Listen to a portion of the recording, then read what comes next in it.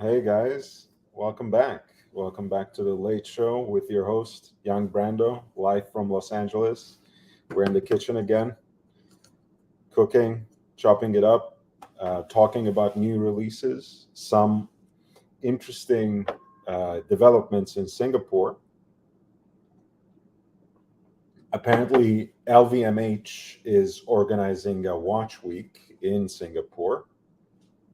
And what a more appropriate place. I don't think there's a more appropriate place than Singapore to organize something like that. I think per capita, it's an incredible country for watches.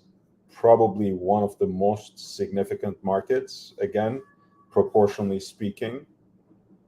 So it's not a coincidence, I think, between Singapore and Hong Kong, you have a market that rivals most European markets. So, what better place to kick off the year in terms of these sorts of special events, conventions, than Singapore?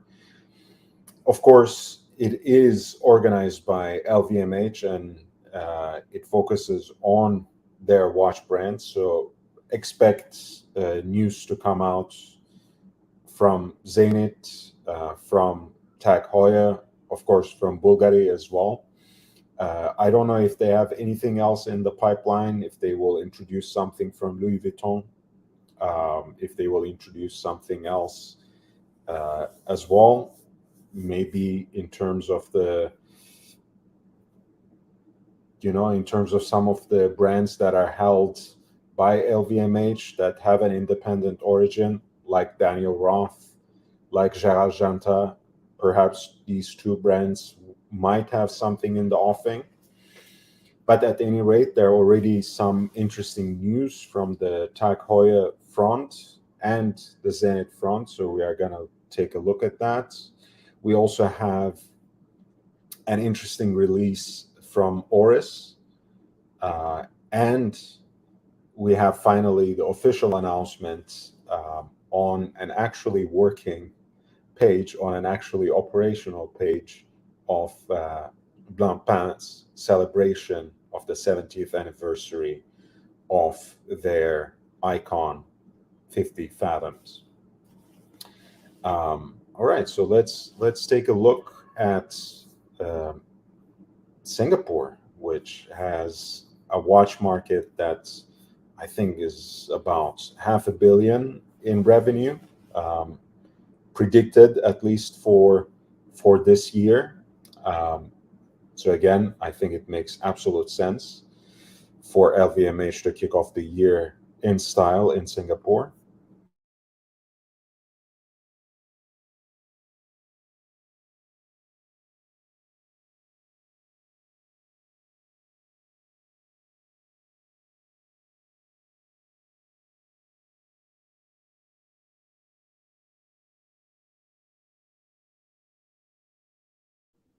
All right. Well, thank you, JB. Thank you, and welcome to the channel. Thank you for taking care of that in the chat, and thank you for letting me know. I hope it works better now. I thought it was already operational, but it turns out that I forgot to dedicate it to this microphone. I'm sorry. I have these sorts of, rookie moments. It happens. But I was mostly talking about the LVMH Watch Week that was just kicked off in Singapore, which is, of course, proportionally speaking, per capita, one of the biggest and one of the most important. Um, we sometimes say about the US that we have more guns than people. I think Singapore is the kind of country where people have more mechanical watches than the actual population, and that's something I like. That's the kind of country that I can get behind. That's the kind of country that I can support. So LVMH has used this watch week as a platform to introduce a couple of very interesting pieces. from Tag Heuer and Zenit specifically. I think there are a few things in the pipeline from Bulgari. Not sure if they are releasing, if they have more surprises up their sleeve. I think they might, but let's take a look at Tag first, because I think they have a beautiful watch that can be quite attractive to the viewers of this channel, and some other interesting releases that might strike your fancy. So this is Hoya Carrera that's pretty faithful, actually, to the original reference 2447 SN. This is a watch that I presented to you in various iterations from the 60s, from the original, which is a 36 millimeter watch, which makes it very elegant, very wearable, very versatile, because it can be also kind of a dress piece, something that you can wear to the formal events. Again, because it's a classic chronograph design, it won't look off at all. But I can understand that for the modern fan of chronographs, for someone who likes sports watches, the 36 millimeter case diameter, case size, might be something of a detriment, something that they might not want to necessarily go for. So there you go. Now you have this reissue of a 60th anniversary Carrera chronograph, which is again very faithfully interpreted. The website is great, by the way, as you see.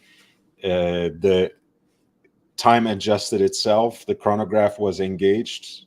That was a beautiful little animation there. There's enough of a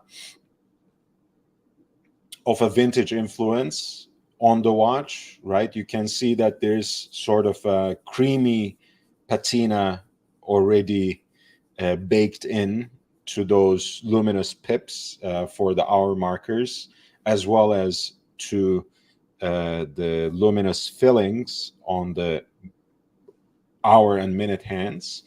But it's quite tasteful. It's not excessive. The branding is left as Tag Heuer is intelligent enough to do, smart enough to do usually.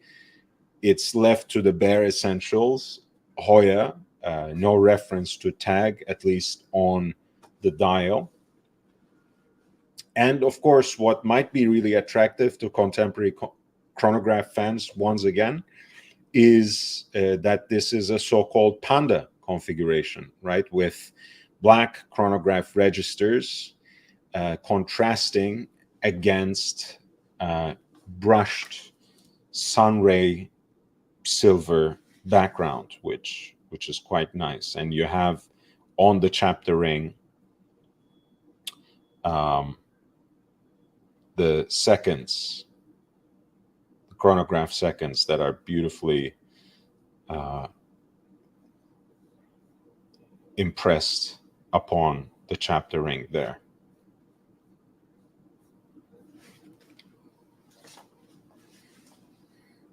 I think it's a beautiful piece.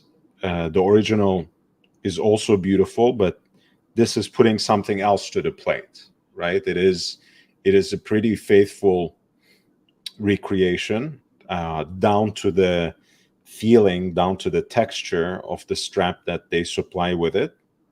But it's just slightly enlarged from 36 to 39, which is still a very universally wearable, very manageable, and very interesting size. This is the kind of piece that would actually appeal, I think, to all kinds of different people, including women, of course. It's priced as Tag Heuer watches are priced nowadays, so that would be my only small complaint. But there we are, $7,400. If you want a chronograph that is closer in size to contemporary tastes, but that is otherwise a pretty faithful reproduction, pretty faithful recreation of the original. This is your chance. I'll show you a few pieces like this that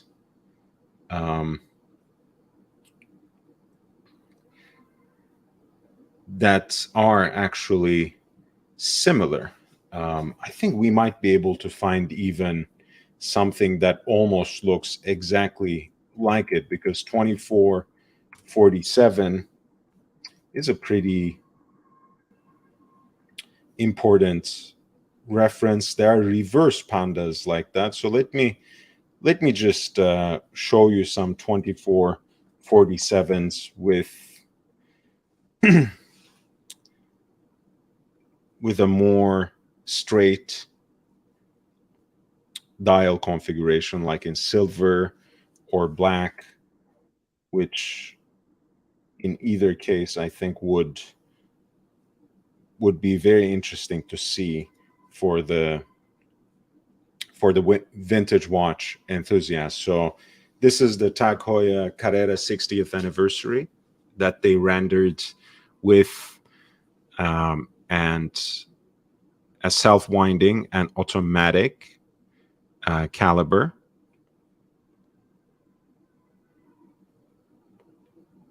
In-house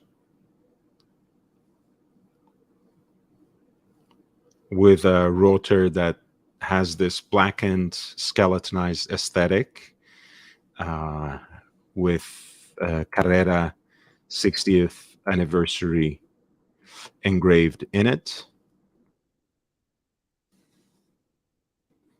And the caliber that is beating inside it is the H02 column wheel, self-winding, vertical clutch chronograph movement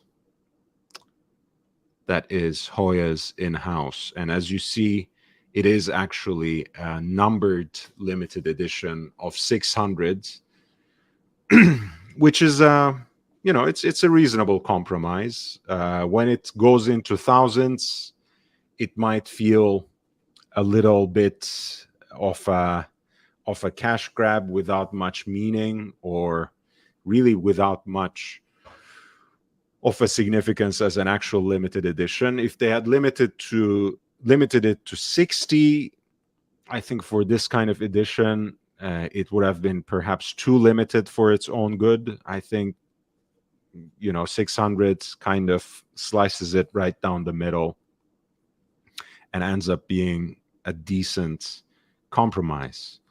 There we go. I have as a vintage reference, I have a 2447T, which actually has a pretty similar aesthetic, right? You see the case will be pretty familiar, the case design, and so does the dial design, although the chapter ring is kind of much more distinct in this case, right? It's a little more dramatic, that step down into the center dial. Here you see how the dials are, the chronograph registers are a little more sunken in. They reflect a similar aesthetic. So it's a little bit of a more, pie pan kind of construction on the dial, which is very strongly vintage, not just vintage inspired, obviously, for a 60s piece like that. You can find these with red accents. You can find these with blue accents sometimes. You can find these sometimes even signed by the retailer.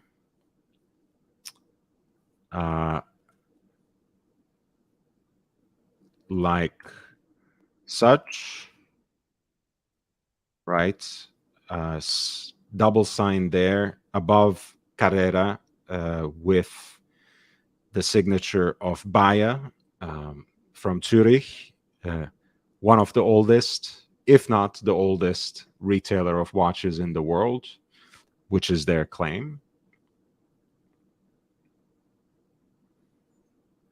And again, remember, the current 60th anniversary is a recreation of 2447N, which was the Panda and reverse Panda configuration, basically, for that sort of contrast, which admittedly is quite nifty and perhaps preferable to some. And once again, in the vintage market, these pieces are already going for $7,000-8,000 and up, especially in Panda configurations, perhaps with a little bit more, with a certain kind of premium. So overall, actually, I think TAG has done a stellar job in sticking to the vintage design, recreating it pretty closely with enough vintage inspiration, but also offering some of the better conveniences, so to speak, of the contemporary approach to the chronograph, right? The self-winding movement, the modern oversized case, a little bit of a more streamlined design, the reiteration of the popular Panda configuration, and they're offering it in a fairly limited edition, again, of 600 pieces. If it were 60, possibly it would have been sold out already before we reached the weekend. So I'm not going to complain about that. And I'm glad it's not 1,600 pieces or 1,660 or something. So this is a pretty cool release. And they have priced it at $7,400. Speaking of watches that were bought in recent time with free money, you see even brand websites at this point have completely integrated this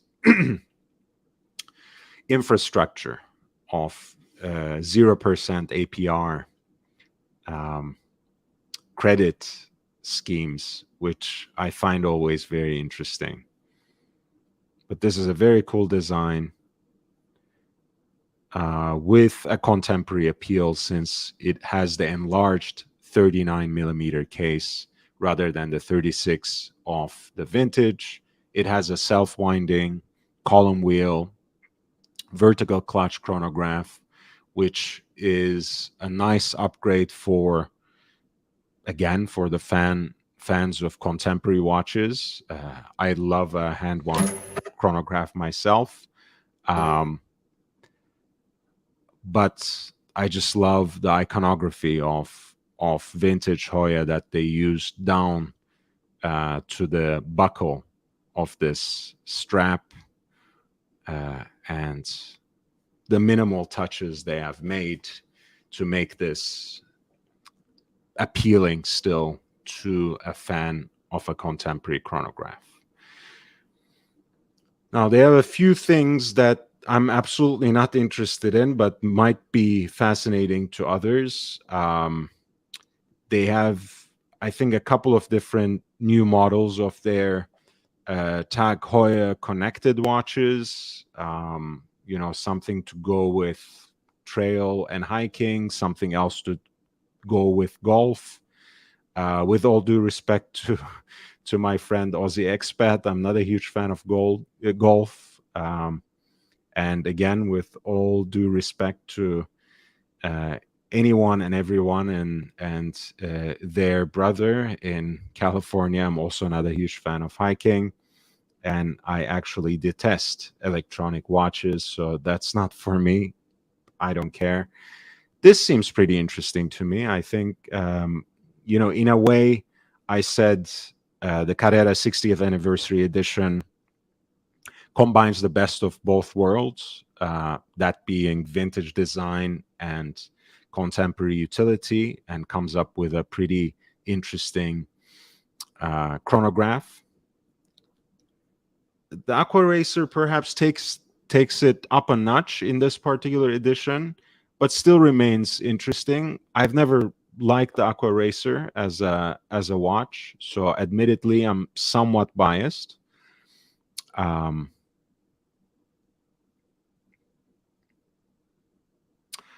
Thomas, I don't know. You take care of that. You know how to make those calculations.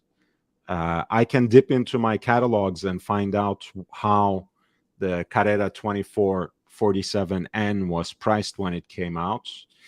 I can reserve that for tomorrow's segment, perhaps. But inflation adjustment, etc., I'm not gonna bother with that on a live stream. I'm sorry. I'm sorry.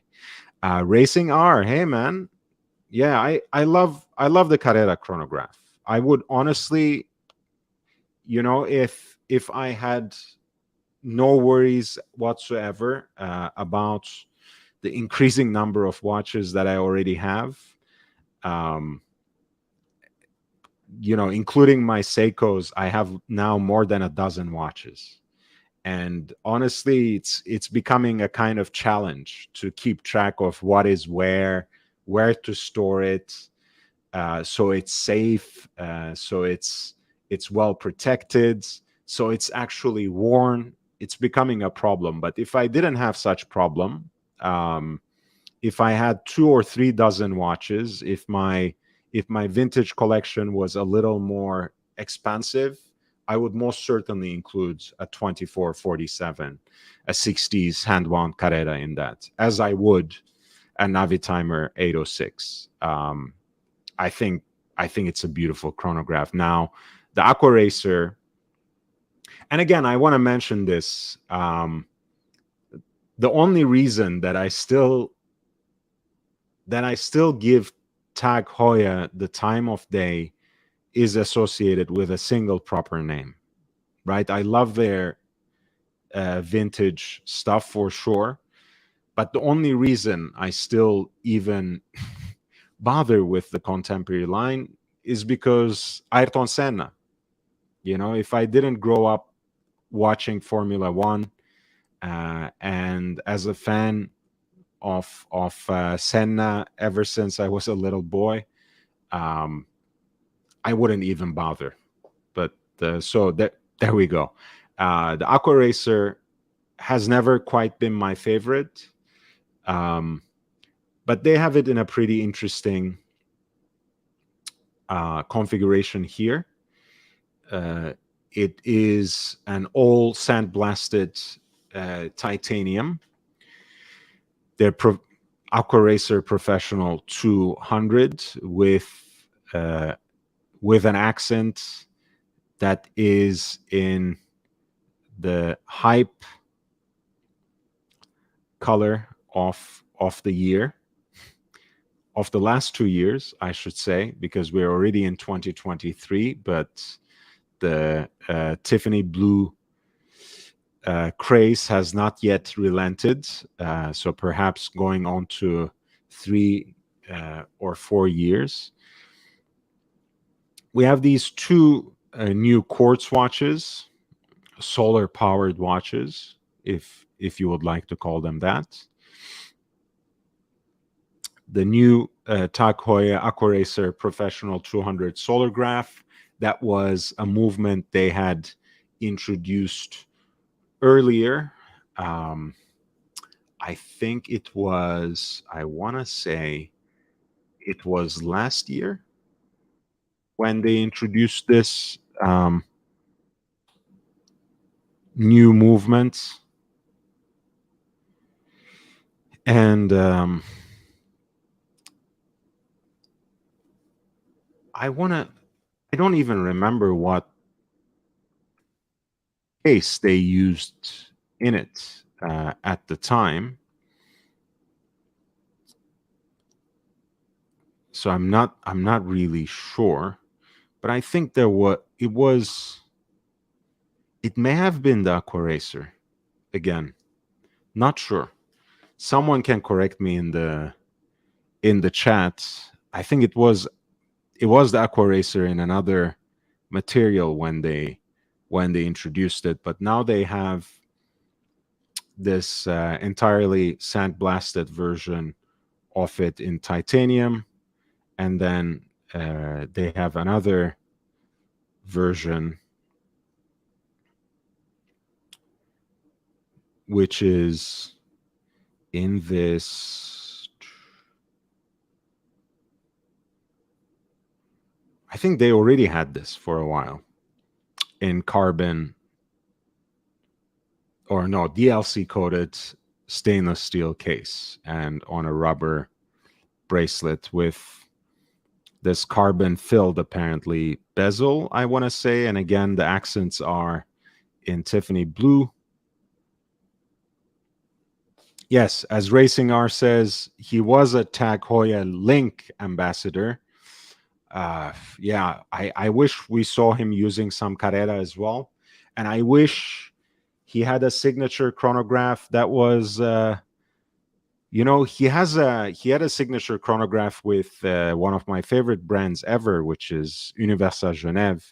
But it's not a watch that looks like the styling of Universal Genève that we so admire and adore. So that's a little bit of a shame as well. I can show that in a little bit after I'm finished with the tag and before I transition into Zenit. But here are the two new Solargraphs. Here are the two new Aquaracers.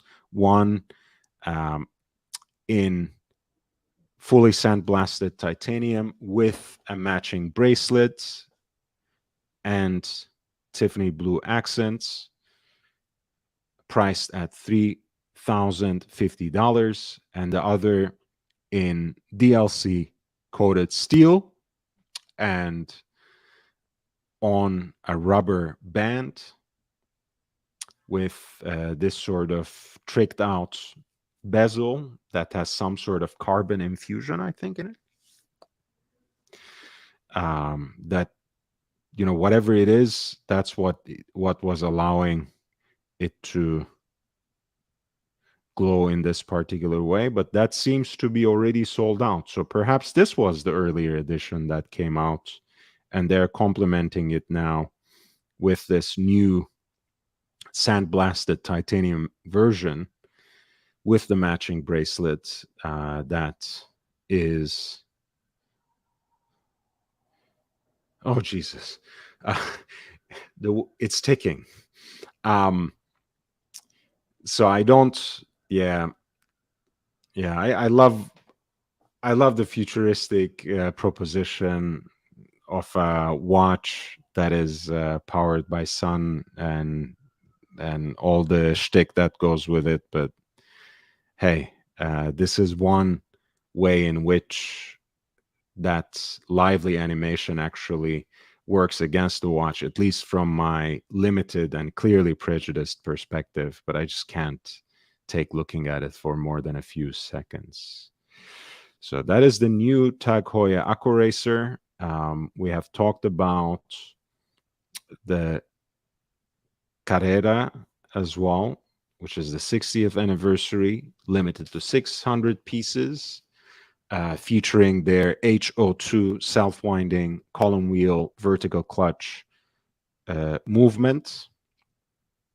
A lot of vintage design elements combined with the best that they have to offer in terms of chronograph technology in-house.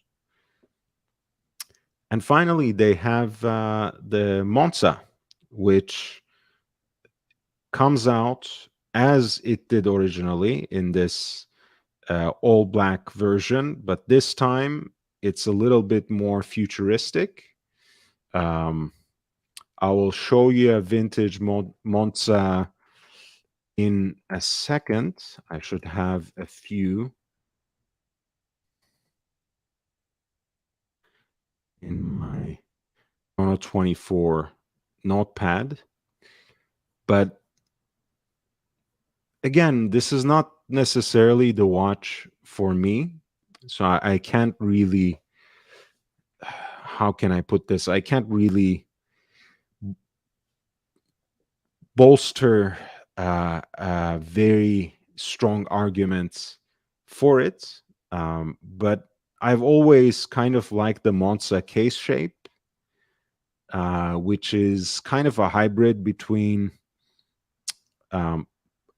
round and rectangular, a cushion cased chronograph. I think that's a beautiful thing.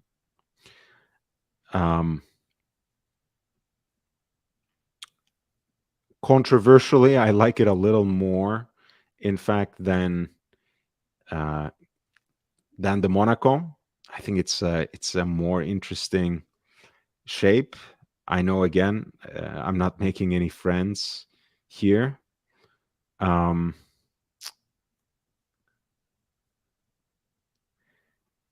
That being said, I kind of like this recreation, actually.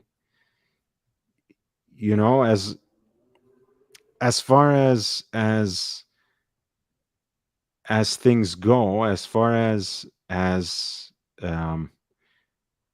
you know, as much as I appreciate what they did with the Carrera, which is more in my wheelhouse, which is more what I like to see from Hoya, I understand that's not really the direction they go at this point in time. They are really trying their hardest to, in fact, distance themselves from that and do these sorts of quirky things, even as they try to appease old school Hoya fans by putting out a faithful reproduction of a classic design once every so often.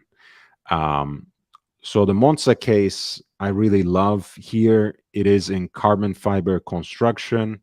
Here they have a dial that is skeletonized, which is too much for me. But I like the fact that they brought this flyback chronograph to their lineup, which also features multi-scale, multimeter scale on the dial, right? On the chapter ring, you have a tachometer and a pulsometer. And I think, honestly, it's actually quite a cool watch. It's not my style. It's not my thing at all. But as far as if I only knew how to, yeah, as far as modern recreations rather than simple reissues go, I think this is a pretty cool way to reintroduce a flyback chronograph into the lineup. Tell me what you guys think. I remember that line from someone. Tell me what you think. So this is the Monza, a PVD coated black case, kind of Star Wars Empire color scheme, rather than those blue accents that have become so common these days. I mean, blue is kind of an universally appeasing color, especially for a sports watch that is still mostly bought by men, and it is changing, but it is still the case. So why deny it? You see the date is here at 6 o'clock. That's been changed to 9 o'clock. The dial has been skeletonized, and the case is made out of carbon fiber in the new version and is oversized rather than the stainless steel black PVD coated 39 millimeter case here. And of course, as it behooves a self-winding vintage Hoya chronograph, you have the crown at 9 o'clock. Whereas in the modern Monza, you have again something that's a little more streamlined, a little more adjusted to modern taste, and perhaps, in fact, made into something of a more futuristic watch by all these popping color accents on the face of the watch and on the back, as well as a skeletonized, open worked face that gives you at least some glimpse of what is going on inside. Of course, for a chronograph, one would like to see, from a column wheel chronograph, one would like to see the column wheel specifically from the face of the watch if you are going to open work it. But that doesn't seem to be the case with this, which is a shame, right? If you're going to paint it in red like that and make it so obvious on the back, why not try to design the architecture of the movement so that you could see that column wheel from the front as well through that open worked face, and you could actually see how the chronograph operates every time you engage it or disengage it, start it, stop it, and reset it. So that could have been a cool thing. This again, approaches the whole thing from a material experimentation angle. Hi, Mike David. And hey, Basils. Yes, it does remind one of Zenith Defy, which is our next subject. This I find somewhat unconscionable in terms of pricing. I know it approaches things from the material experimentation angle.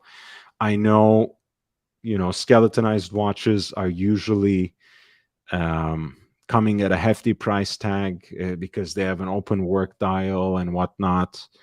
None of this is personally appealing to me, so I find the pricing here, which is almost $14,000, $13,850 specifically. But hey, if you have always fancied the Monza as a piece of design, and you somehow wished it in this skeletonized form with a carbon fiber case, I guess they have just made the watch for you. For everyone else, I think it might remain in that realm of overpriced, unnecessary sort of experimentation that will go down in the books as another flop. But who knows, right? It's a flyback chronograph. It's a futuristic looking watch. Maybe there is actually an audience for this. But I don't think we are living in that kind of era of watchmaking. So to me, this goes down in the books with the kind of diamond encrusted watches that TAG started making recently, except the diamonds are lab grown rather than acquired in the conventional ways, which are admittedly in certain cases embroiled in conflict and are called by all sorts of names, of course, because of that sort of origin, because of that sort of provenance. So again, as much as I can understand and sympathize the kind of material experimentation and the spirit of advancement that goes on here, I'm not really always on board with progress for progress's sake. But I suppose they used their faithful recreation chip for this Carrera, so they had to move the Monza into a more adventurous realm. I think they could have done the same with Monza as well. Too bad they didn't. But here are the three novelties that came out of the LVMH Watch Week for Tag Heuer: the Carrera Recreation, the 60th anniversary edition of 600 limited pieces is my favorite. It is priced at $7,400, which is not cheap by any standards, but is not prohibitive either. They have the Solargraph, the quartz-powered Aqua Racer, pardon me, which comes in a sandblasted titanium case and a matching bracelet. Tiffany blue accents on the dial and those ticking seconds hand. And finally, the oversized carbon fiber cased Monza flyback chronometer chronograph, cost certified. That is almost $14,000. And admittedly, a cool watch, but pretty much against everything that I hold dear. And the connected editions, I'm absolutely not interested in. Big Meech, hey, what's up? What's going on, Lord? How are you doing? Oh, not too shabby. Good to see you, man. It's been a while already. How you been? Honestly, you know, that I don't know. I get busy and depressed. I guess. There's a lot of snow on the ground. We've had like 2 major snowstorms within like a 2 week span of each other. So makes going about life quite impossible, actually. Mm. Yeah, I can see how that can be depressive, but that's the depressiveness you usually get from not being able to do anything, right? Rather than being busy necessarily. Oh, I mean, now it's, or at least for myself, anyways. It is tax season here, so I got to get my taxes. Like my taxes are pretty much finalized. There's a few little things I have to kind of square away, but um, I looks like I'm going to be paying a good chunk in taxes here, and that's never. I mean, nobody likes to pay taxes. No, nobody likes to pay taxes because yeah, it's not a very good deal. Well, I think in this country especially, right? Sorry to complain, but in other countries perhaps you have even more excessive taxation, but at least you have an idea about where they are going. They come back to you in some shape or form. In the US, I never have that feeling. Well, Lord, we all know where the taxes are going. All right, we all know where the taxes are going. All right, everybody knows where they're going. I know for a fact it's not coming back to me in terms of services, sure. which is what the government is really there to provide, right? It's it's a very old problem of political, but it doesn't even have to be theory, but common sense, right? It's actually the government is there to serve us, right? It's there for our security, for our safety, for our prosperity. But it seems at some point the wires got crossed, and suddenly we have a structure that governs pretty much every aspect of our lives, that taxes everything we buy and sell, and that gives us very little back, if anything. Yeah, Look, I mean, I don't mind the idea or the concept of taxes. Like the original, on paper, the concept of taxes actually makes sense.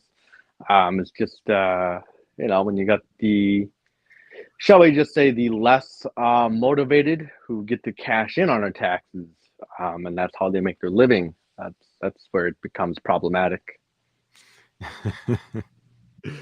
Man.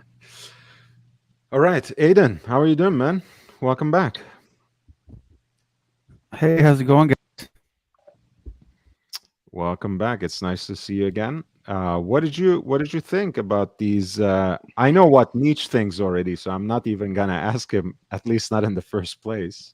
What did you think about these new Tag Heuer releases coming out of Singapore for the LVMH Watch Week?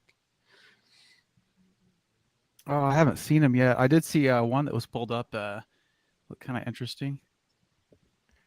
Which one was that out of these three? The third one. The Monza flyback, the open worked face one. Yeah. All right. Tell me what you like about it. Oh, why is it so damn pricey? Oh my gosh. Oh. They all are. Oh, well, I don't like the price. I'll tell you that. But yeah, it does have some interesting styling to it. Like I do like the blue on it. But I don't know. As far as this piece, I don't know if I'd be crazy into this brand just in general. I mean, I've always been, again, I've been a fan of Heuer more than Tag Heuer necessarily. And I'm usually on board when they do the kind of release that I highlighted out of these three, which was the Carrera 60th anniversary. God damn. Right here. Which gives us the best of what Heuer used to offer in terms of classic design and repackages it with some desirable contemporary elements. So I like that. That is by far my favorite, but also, I do love the Monza case shape, don't take me wrong, but there's just too much going on that particular iteration for me to consider it in a serious way. From my perspective, for me, and like you said, I kind of see the pricing as prohibitive. And a lot of it comes from the fact that they're trying a little too hard, skeletonized, carbon fiber case. So they have all these excuses to jack up the price.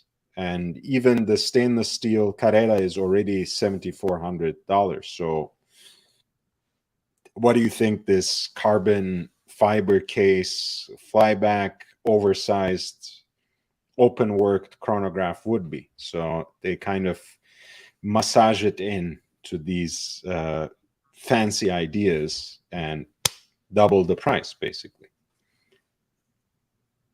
Yeah, I want to know what Meech thinks of that one. I think it's fucking shit. I think it's fucking crap. I mean, it's cheap Chinese garbage. What the fuck are you talking about? I mean, what do they want for this thing, Lord? What do they want for it? This basically 14,000, 13,000. Fuck out of here! Get the fuck out of here! 14,000. Yeah. Jesus Christ! Yeah, it's a little bit too much. I mean, I think in general, Tag Heuer watches are a little bit overpriced to begin with for what they've always been overpriced, Lord. See, I don't actually mind Tag Heuer when they're around that $1,000 range. I think that's when they offer value for money. And for a while, honestly, before the government started handing out money due to COVID, you could scoop up a Tag Heuer for around $1,000, $900, $1,200 on average. Then everyone got the government handouts, and then Tag Heuer's rocketed up to $2,400, $1,500, and that's when they became too much. Well, ultimately, I think Tag Heuer Aquarayzers are great. They're great for a starter watch, but Tag's gotten way too big for its britches, kind of like Oris, and they're not luxury. Exactly. I was gonna say. So basically, I think there are a lot of brands in that segment having realized that the sub 3500 category is fast disappearing and fast losing out to the smartwatch. So they started to upmarket themselves.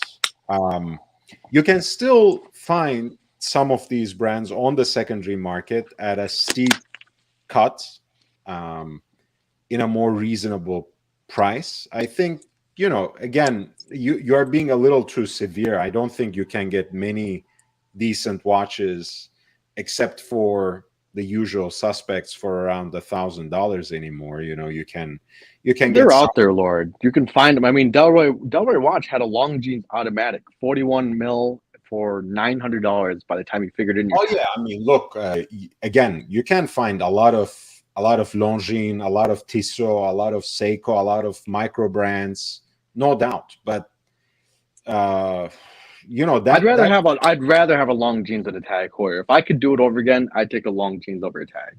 I would rather have a pair of well-fitting jeans rather than Longines, but Longines is a good brand for sure. Ooh. Oh, Sorry, Mitch. Look, I mean, tag. Oh my gosh. Yeah, look, I mean, as an ahead. example, since you brought Oris as well,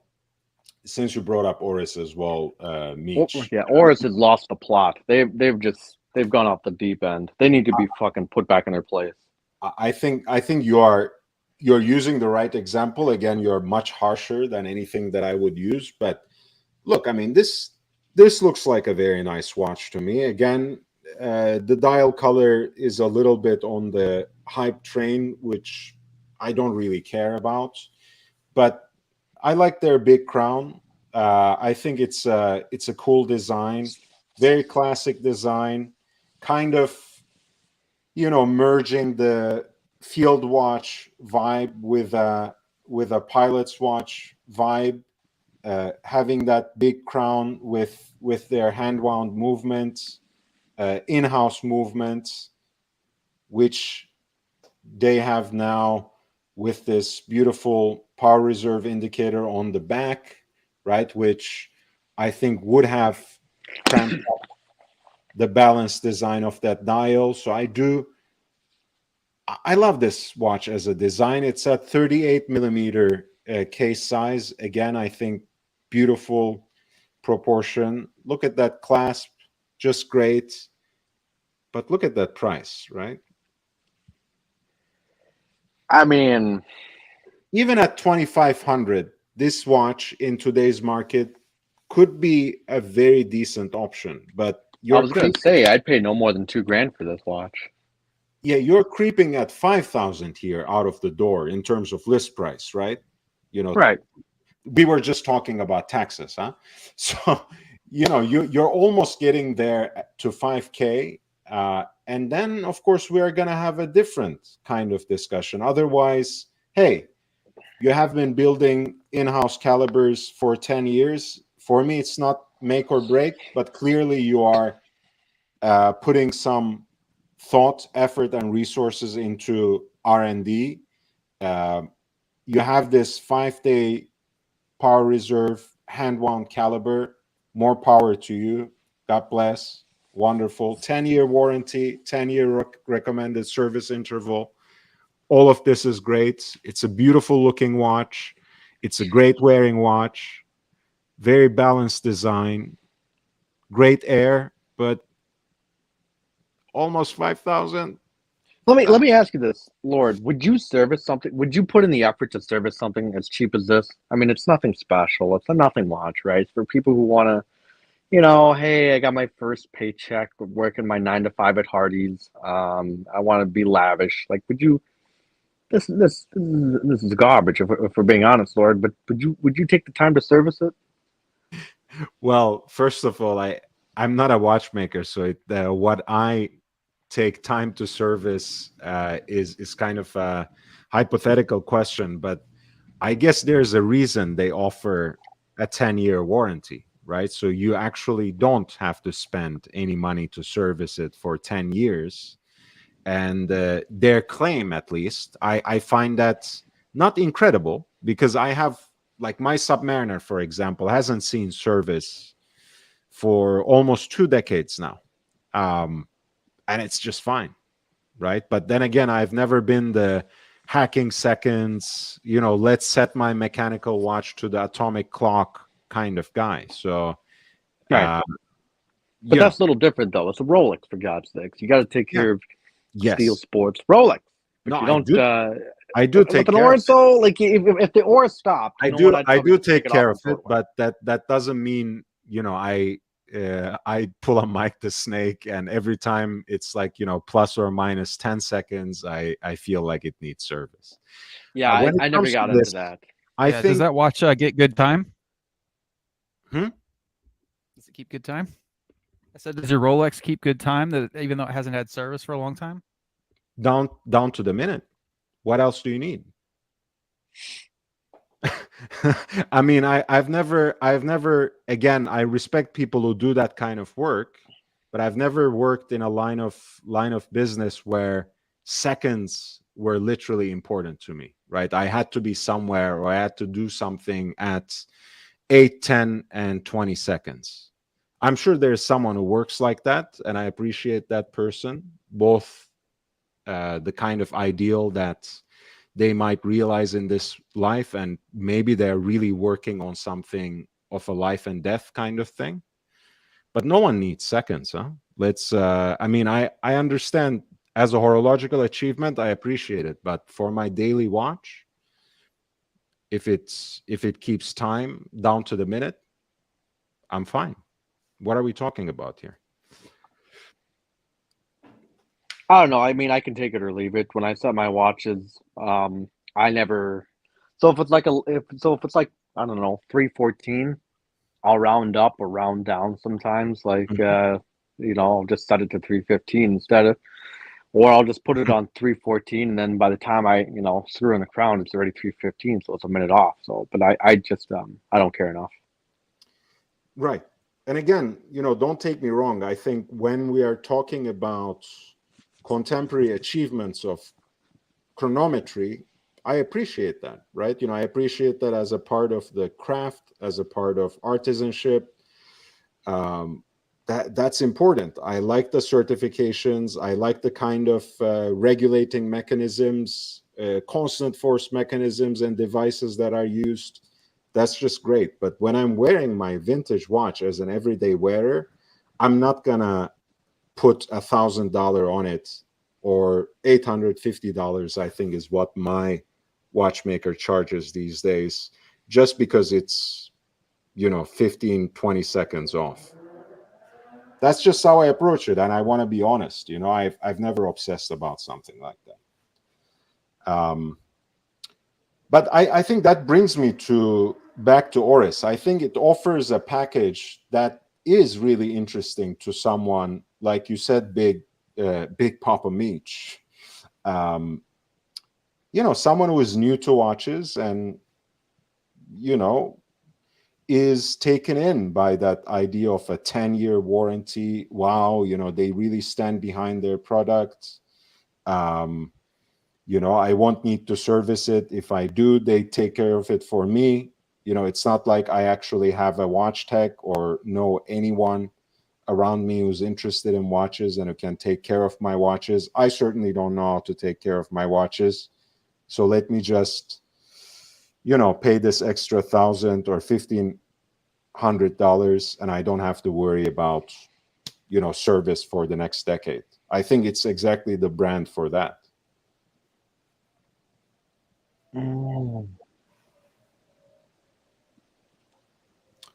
JB says something similar, right?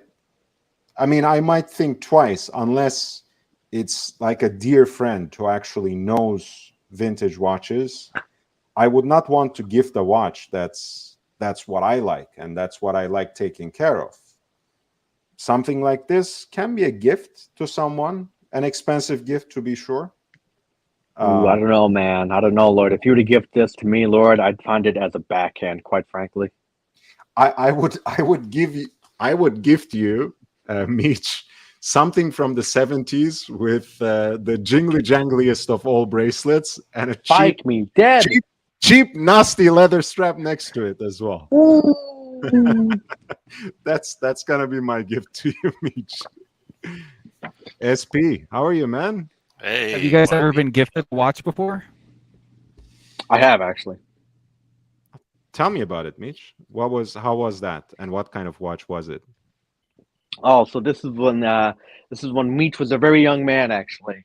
Okay. So okay, if we're talking aside from my father, it was like my first month, I think, might have been first month of car sales, and my car sales manager had his like cheap ass Victorinox sitting in the back, and I think he got it for free, something like that from his credit card company because he's a major spender.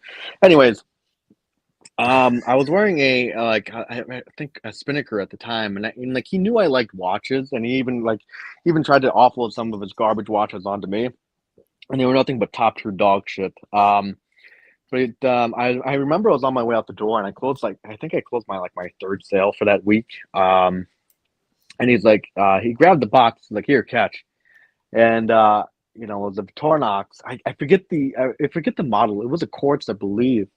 It was a very simple day date configuration. Probably the watch was worth no more than $200 at max. But it's like, he said, I'm cleaning out the office, and he said, I know you like watches, so he said, flip it or not. He said, but he's like, I just don't want it in the office anymore. So Okay.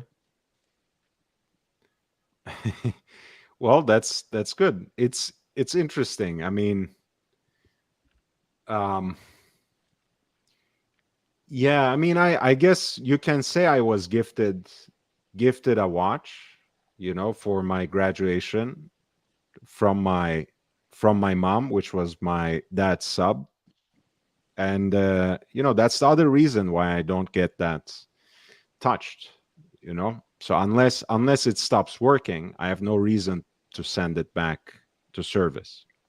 And I mean, that's a great gift, but it's not something that someone went out of their way to get for me and that I wasn't expecting, right? I was kind of building up to that moment. Hey, I'll have that watch, right? So, and it's still my favorite. I don't think anything can replace it or supersede it or take its place in the collection. SP, were you ever gifted a watch? It's a good question. I don't recall. Before I get into the story, though, I'd like to say hello to everybody. Aiden, Meech. I hope you gents are doing well. Very, very nice to hear you again. I always think about that de facto Eins that I have as kind of like a gifted watch, because I bought it with cash that my father gave me for my Right. 30th birthday. So like he didn't give me the watch, but he gave me the money to acquire the watch. And it was something that I was thinking about for a while, and I got it. And it's impossible for me not to think about that whole experience. For a while it felt like getting cash on the holidays was very transactional and unromantic. And mine's actually the complete inverse of what you're looking at right now. So the case is PVD. Okay. Yeah, I forget what the exact, I don't know the reference numbers or not, but like the entire dial is super luminova. Yeah, so that picture right there, if you click on that one, that's a really early Eins, and that one has the logo. Yeah, it has that it says like de facto on the dial, and then it has that little gear logo, like the sprocket logo. So this was like pretty early in this guy's kind of design ethos, and then he introduced an additional model to this one that removed the sprocket logo and removed the text altogether. And what I find is fascinating about that, and I talked about it for a really long time, but I just recently started wearing the watch upside down Pardon is me. that when there's no text on the dial and you have just like a completely symmetrical index layout, it doesn't matter what side the crown is on either wrist. So you can wear the watch left-handed or right-handed on either wrist. And a lot of people are like, oh, how do you tell the time? They and it's like, it's true, right? If you're used to reading a three-hander or two-hander, like Mm. it can be difficult to tell the time. And then the divisions in between the hour markers are irregular, but it's broken up into quarters. So each small index in between the hour markers, it equals 15 minutes. Yeah, so it's And still a 12-hour dial, not 24. it's not 24 hours. I actually think like it would be really cool if they introduced a GMT variation of this watch, How especially if would they could. you, since you're a designer, how would you imagine the GMT version of this? The way I would imagine the GMT variation is like you have to think about just how super minimal the whole design is already. So it's like just the bare bones. So there's already the 12 indexes. So you'd want to have like another one. So for me, what I'm envisioning, just to like make it almost like you don't really see it at all, is that third the second 15-minute index in between the 2-hour markers. Like if you bisected that or truncated it or exaggerated it or put like a lollipop, like something to kind of exaggerate that point, essentially where the minute hand is pointing right now, and that's pretty much the only thing that's on the watch is just a minute hand. Okay. So where it's pointing at right now would be 7:30, right? So then if at the 30 marker, that index was slightly different enough to be legible, then you can read it. You could read it as sorry, what is that? That's is it 19 or I'm bad with my math right now. You are Is it converting 19? 7:30 to military Yeah, time? it's like 19. Is it 19, 19? yeah, 19:30. Yeah, it'd be Yeah. 19:30, right? So then it would be like 19:30. But again, like, so I have this exact watch, only it doesn't say de facto on the dial. So just imagine there's like no text on it whatsoever. So you can can, I you can- maybe in the sense, do you know the Zeitwerk datum, the Zeitwerk's date version? Do you know that watch? yes, absolutely. It's So- the gray dial with the red marker that rotates with the date. So I was, since you will understand this immediately, but I want to very quickly show what I talk about to the viewers. So it has basically this circle, this ring on the periphery of the dial, where the red basically travels, and it clicks again at midnight precisely from one to the next. So maybe the second hour hand could be something like that on this watch. That's really clever. Yeah. So it would basically, it would click over every hour, and then it would go to, actually that's pretty clever. That's a way that you could do it. And it could be like an click app. from here to here to here to here for a 24-hour hand. Exactly. And it could be an aperture similar to the one that's on the Sky Dweller, right? Where it's like, it looks like it's built into the index. Ooh. So it's just like a cutout and then the color. And if, so in this case, it's like we're looking at the white dial which I'm pretty sure this dial, it's the same as the one that I have, which like it looks very bright white. And like the dial, now, I just had my 37th birthday. So I've had this thing for 7 years, and it's possible that it's changed color and I'm not noticing it, but it is super luminova. But it's very bright white looking. The entire dial is luminous. I have been told that the older luminova mix still does patinate, but super luminova is not supposed to, but who knows, right? So it may have. Yours doesn't even have the de facto branding. That's why it's called the Incognito with a K. Okay. Incognito. And I think you might still be able to buy an incognito from them, but I don't think they have it on their I don't think they have it on their website, the particular one that I have. So that, yeah, exactly. There you go. So Right. that's it. That's the exact one, right? So, imagine if you rotated this watch, like you can imagine it in its current orientation on your left or right wrist, and Of course, yeah. you're just always using in between the lugs that are furthest away from you when you're holding your wrist out. You're always using that as like the 12 o'clock position. So if you rotate the watch and you put the crown on the left side, it looks exactly the same as it does right now, only the crown's on the left side. So this is a 42. The case is 42. My wrist is like 6 3/4. I think that's like around 17 centimeters or so. And I wore it with the conventional orientation with the crown on like the left side of the case for years, and it would always dig into my wrist. I would always look down, because like 42 is like pretty big for that wrist size, even though the case is pretty narrow. Just in turn, it's like a slim 42, let's say. The crown would always dig into my wrist, and it was always really annoying to me. And I just recently was like, fuck it, I'm just gonna wear it the other way. And it's totally fine. Like it works because I learned how to read the time on this. It still functions. I mean, And it's kind of ingenious, it sounds so self-evident the way you describe it, but since it's a single hander, right, it doesn't matter how you reverse the movement, once you set the time and read it a certain way, it just follows. I think it would work as a three-hander also because the hands always rotate in the same direction.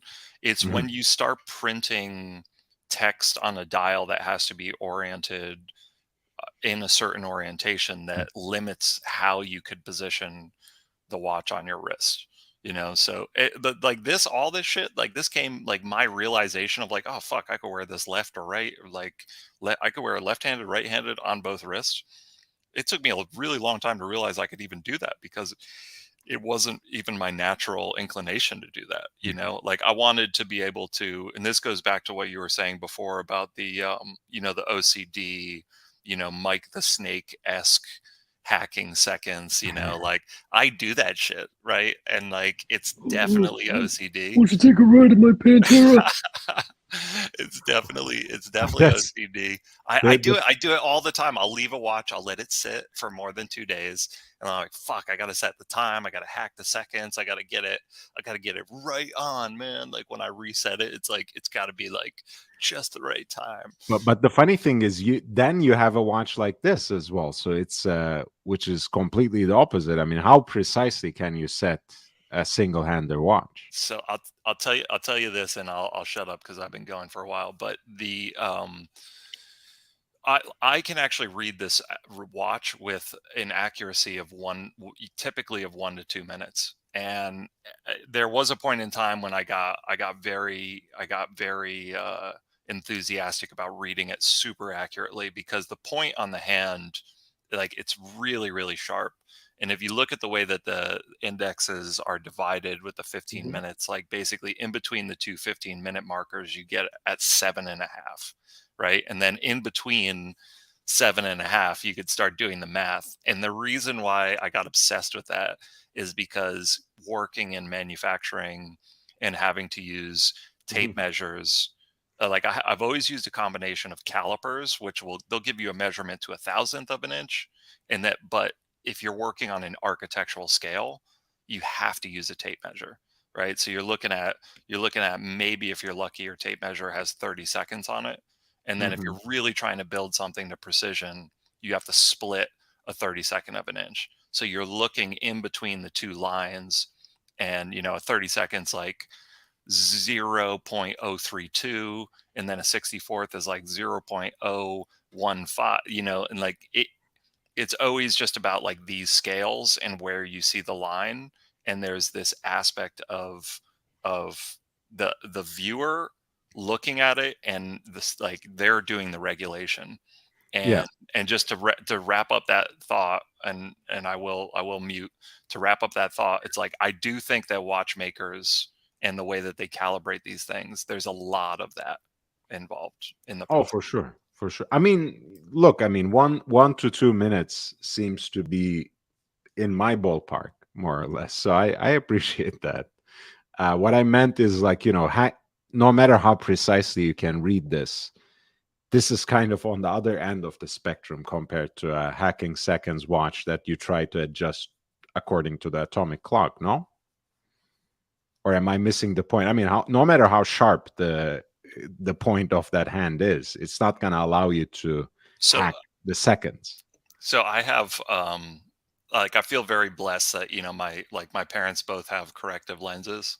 My brother and I somehow like skipped a generation. We have incredible eyesight, like even now, like 37 years in, and I use magnification. So when Okay. I have several watchmakers loops, and I just have these other little, almost like jeweler's loops, you know, just these little things that I keep around. And when I set this watch, because of how finely ground and shaped the point of the hand is, like I will pull out a loop and set it on. Here's the annoying thing, and like Hodinkee called this out in one of their articles. They said they hate a watch that doesn't have indexes for minutes, because it means that you can only set the watch with 5 minutes of precision, right? Because you have to wait until it gets to the next, you know, the next, if that's with a three-hander, right? So with this one, I have to wait 15 minutes to be able to set it very precisely. But because we all carry around smartphones that have very accurate clocks on them, as long as you have service and your phone's not fucked, I'll wait and I'll be like, oh, the quarter's coming up. It's like this whole process. Like, I'm like, oh, when's the next quarter of the hour coming up? I'll think about it and predict it before it happens. I'll be like, oh, it's coming up, you know, like, oh, I'm sitting at the bar, like killing time there by myself, like hoping maybe I'll talk to someone, a beautiful woman at some point in time. But like, I mean, I'm just sitting there drinking, annoying the bartender in the meantime. And I'm like, oh, okay, great. Like, when's the next quarter of the hour coming up? And then I'll like look really close at the dial and, you know, be like, ooh, I got to set it. I got to set it just right. But I do it to check the accuracy of the movement, right? Because have you considered speaking to someone about this? you know, like I think the guy that I talked to, I think he's too charitable. I think that's part of the problem. You know, he's like, it's okay. You're not that fucked up. I mean, you could imagine, like, if you're talking to someone who talks to some really fucked up people, like if you're even just like semi normal, they're going to be like, you're fine. Like, don't worry about it. You know, here's a real millenarian's watch. I made a clock that only told you which millennium we are in. Ooh. That's kind of a clock that I would like. It then sparked a huge debate amongst my friends about which millennium it actually is. The second or the first? ISO 8601 says the second. Nice. Fascinating. Really a riveting conversation. I'm sure you're not joking, man. I can actually see you describe it, and in fact, you should jump on and do it, Ozzy. But I remember a few times, you know, of course, you have these kinds of novelty clocks that brands sometimes give away, sometimes try to sell. You certainly see them selling on the secondary market. But like perpetual calendar desk clocks, I saw a perpetual calendar mechanical clock, which was like an entire piece that you could build from scratch in Little Tokyo here once. I still regret not buying it, because next time I went, I just couldn't find it in the same place. But that actually seems like, you know, Aidan, I'm going to pass it back to you now, but that seems like a gift that I would like to give actually to someone, like a young person who is kind of interested in horology, rather than, you know, getting them a very expensive watch, or predictably, as I would, a Seiko. So Aidan, did you ever get a watch gift? Oh, Ozzy. Hey, man. How are you Morning, doing? gentlemen. Welcome back. Good morning. Good evening. He's here. He's here. Hello. Wow. I can't even figure out which millennium it is. Ozzy, you okay, man? AM or PM? Mhm. Aiden, did you get a? Hey, I hate to derail where we're at though. I want to know what Lord thinks is the best 36 millimeter day date for the money out there. That's what I want to know. Oh, well, I mean, Is it Meech's? It's got to be Meech's, right? no, it's not. No. I just already know what Lord's answer to this is. Look, Go look, on. the reason Meech is laughing is for two things. One, he knows that even if I thought Meech's is the best, just to spite him, I wouldn't share it in that way in this conversation. So one reason I'm guessing he laughs is because of that. I have two options basically, Aiden, and it depends on what you're into. If you're into like the nastiest, most vintage stuff that you can find, which is kind of the opposite of the 2 Chainz philosophy, which he had this beautiful YouTube segment. I don't know, the most expensive shit. Have you guys seen any of those episodes? 2 Chainz? course. I don't even know course. this YouTuber. It's amazing. It's amazing. 2 2 Chainz Chainz is 2 Chainz, but it got a few of them on. yeah, I mean, 2 Chainz. I love that guy even when he was Titty boy. yeah, part of the Duffel Bag Boys, and named actually Titty Boy, which is very funny, and it's even a name that I can appreciate as an ass man. But yes, so he had a segment like that. For me, it's the opposite, right? You know, I go for the cheapest, nastiest, most vintage example I can find. So if you can find a well preserved on the bracelet 1803. I think that's beautiful. That's really the most you can get with your money.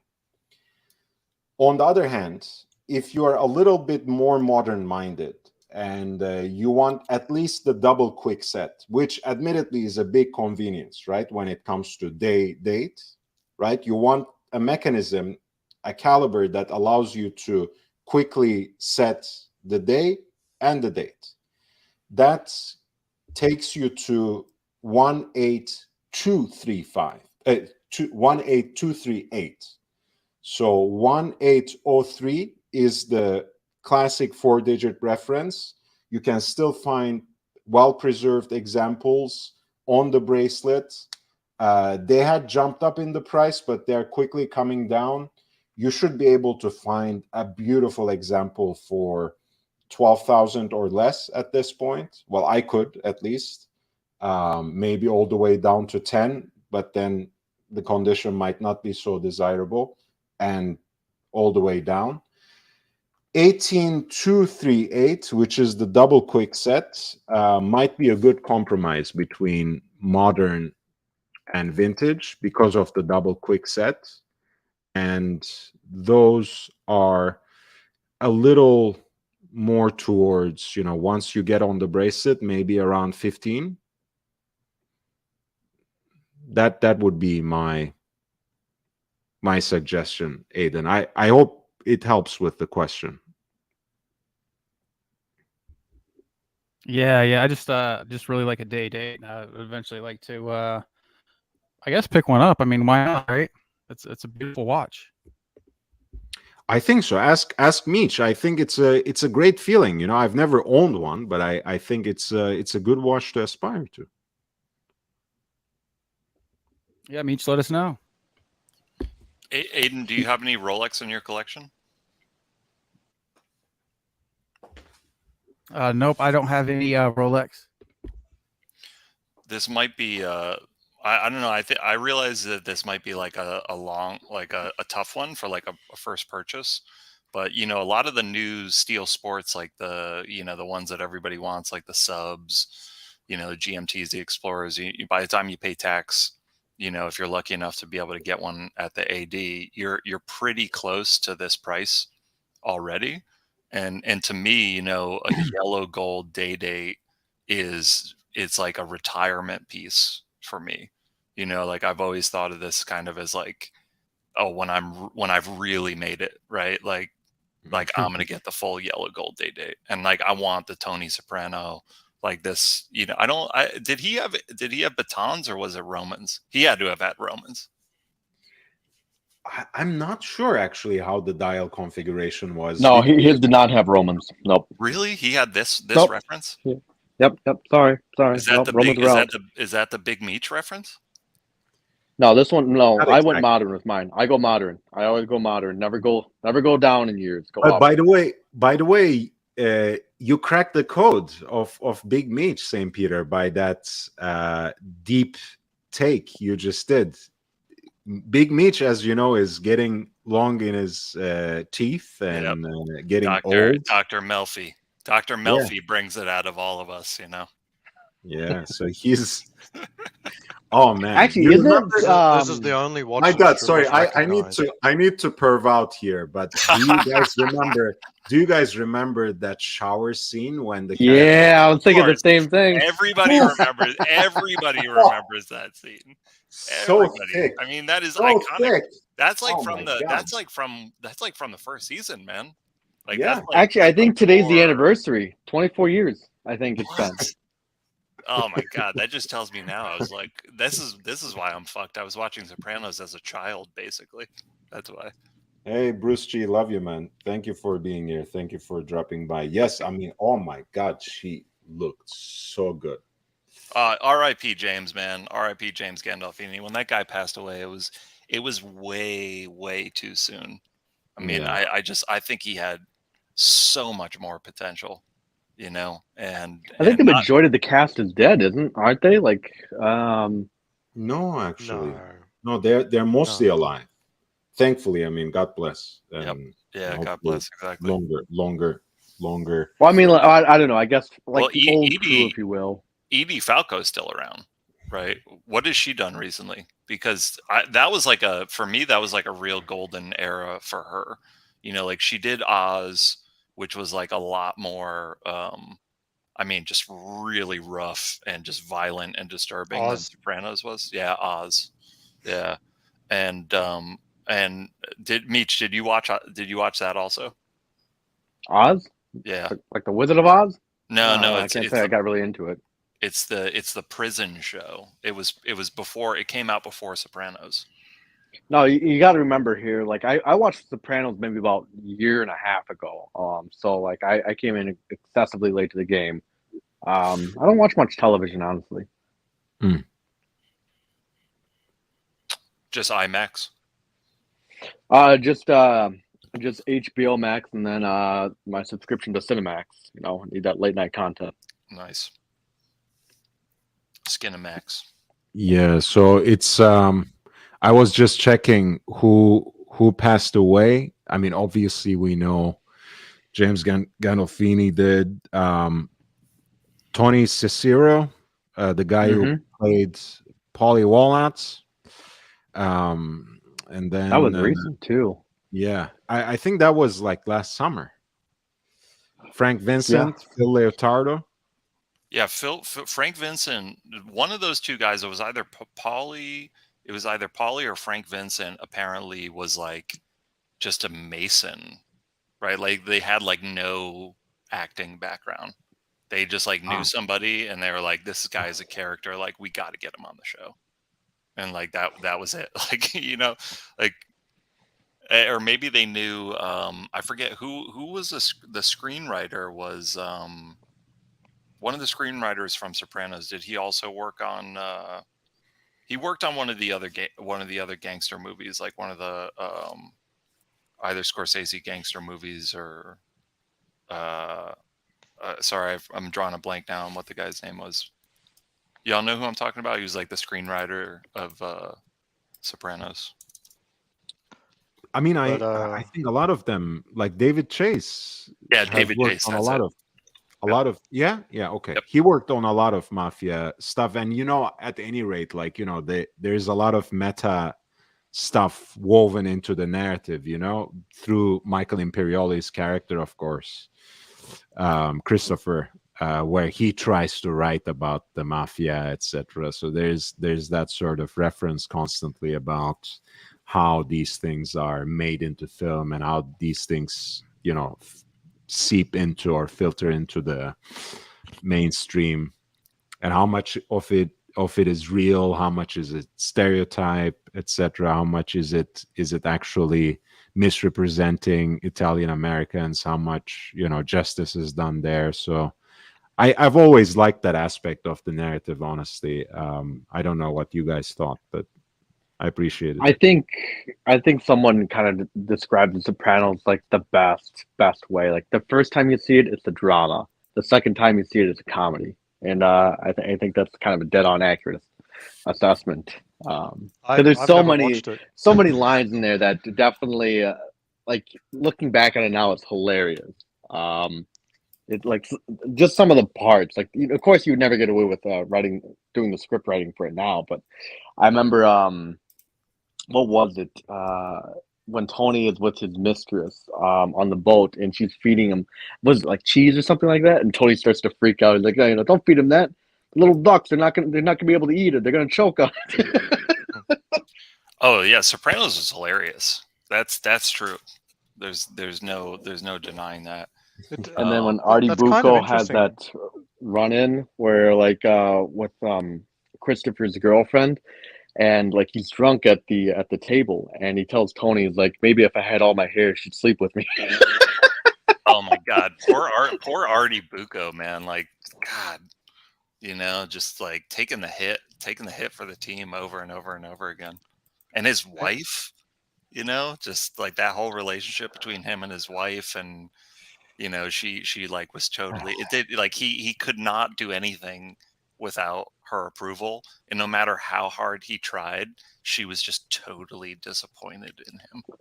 The funny thing is, like, that was even the case after they got divorced. I think that was really adding insult to injury. It was, what would she say? She would always refer to him as Arthur. Like nobody else called him Arthur except for his wife. And probably his mother before. Yeah, and probably his mother, exactly. I Ozzy, never you were got into saying- Sopranos because it was such a huge phenomenon when it was airing, and then when it finished, everyone seemed like they hated it. It just sort of depressed. And this is some of the first conversations I've heard of people actually ever reminiscing about it. Actually, It was the peak of the 90s and 2000s, honestly. I think it's a nostalgia trip now. I think Ozzy, I mean, I don't want to generalize too much, but it's very rare that people are completely at ease, much less celebratory, when their favorite TV series ends. I don't think I have seen many audiences, I should say, who are unilaterally and anonymously happy with the ending of a show. I mean, think of how people reacted to the Game of Thrones ending. I, by the way, haven't even watched a minute of it, so I don't. I tried going through it. I'm halfway through the season and I can't get through it. But I mean, that's a recent example. But I don't think I've seen many examples of audiences unanimously agreeing that, hey, that ending was amazing. I don't think that ever happened. However, the problem seems to be that not only was the ending disagreeable, for some reason it played a lot more importance in Sopranos than any other series that I've heard of. As I said, the sort of the after the fact buzz around Sopranos was just completely dead. Like I've never even heard anyone try to say you got to watch it. I'm like, just I mean, I was a very avid and devout fan of The Sopranos, so much so that I remember, like my father, like a small percentage of my European heritage is Italian, but not enough to actually be connected to the old country culturally, right? But it's like there, but it like I didn't grow up with it, and I grew up more as like a Scots-Irish guy in an Italian town where like all my friends had the Italian grandmother. I think they referred to them as like the nonni. Oh, I got to go over to my nonny's, but and like they would go over there for like Sunday dinner, and I didn't experience that until my parents got divorced and my father married an Italian woman that was her culture, and then I started experiencing that kind of later on in life. But it's like, I think that when I started watching the show, it's kind of like, all right, I'm peering into this culture that like I may or may not understand. I've seen it on the periphery, but like I kind of get it. And it was a blockbuster when it first came out. And I remember my stepfather and we had this experience, and he had the Italian last name, and he came from the Italian background, and he came from Jersey, not far from where they were filming all those shows. So like that was his background, right? And I remember the second episode, the second season. So the whole first season went through. It's a buzz. Everyone's talking about Sopranos. It was, HBO would show these shows Sunday night, so everyone would get around and watch it. Like that very Americana experience of the family kind of getting around the TV, even though the content was more adult, but like, kids, they grow up faster nowadays. And I feel also, by the way, sorry to interrupt this, because I would like you to continue, but Ozzy, the reason I usually don't hear people asking others to watch Sopranos is because either everyone is already rewatching it for the gazillionth time, or it's the kind of moment, what? You have never watched Seinfeld?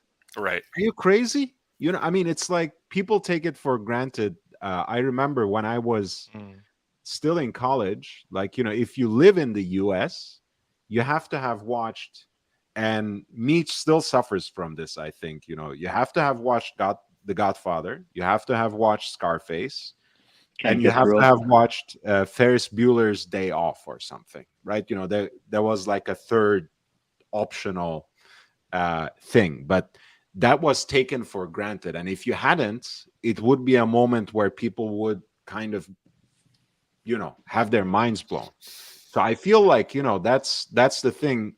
Meech said it already. I think by now, the dissatisfaction with the ending, which is not something that I share, by the way, but anyway, I think the ending was perfect.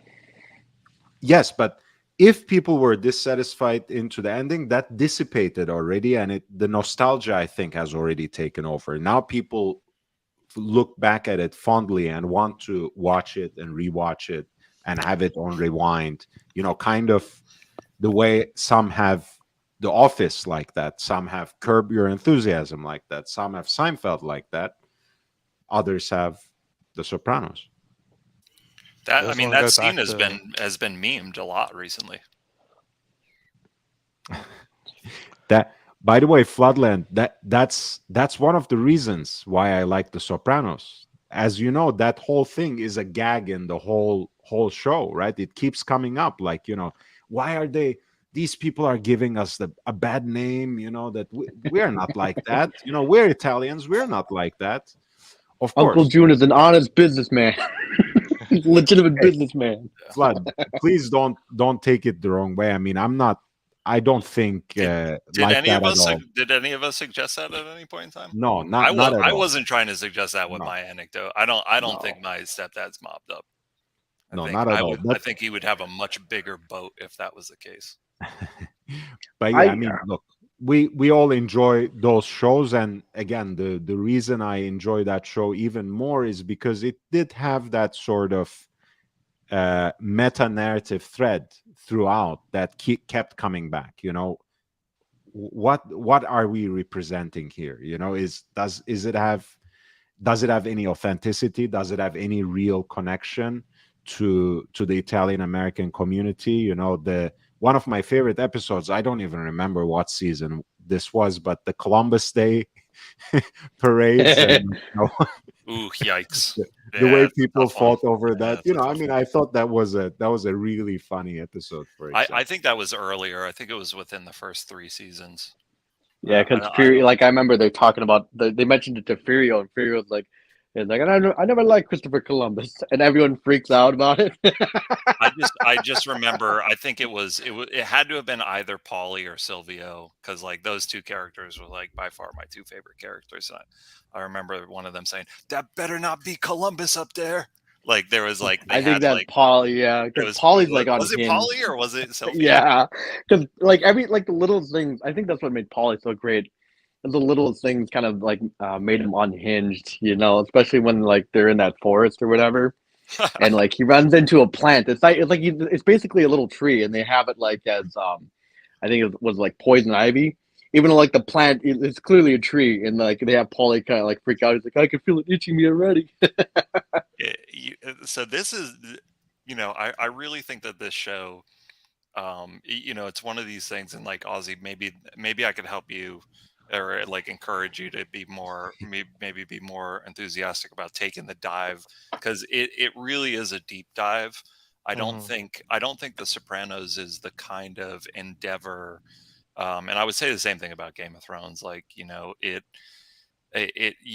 it's not the kind of thing where you just cruise over it. I mean, like you really have to be committed to actually get into it. And I think one of the reasons why that is the format of these shows. And I was trying to make this point before, but like so many of us in the watch community are these Rolex fanboys. Like we all have our own different styles and tastes, but we all know like Rolex is the shit. And there's no point in even, well, we talk about it all the time. Why are they so good? Right? We have this debate all the time. And like I feel that way about these TV dramas with HBO. Like I genuinely believe with Oz, like they literally broke the mold, and then Sopranos solidified it because Oz was too hard of a pill for people to swallow. And then I love Oz. Like I'm 100% committed to saying Oz is probably the greatest TV show of all time.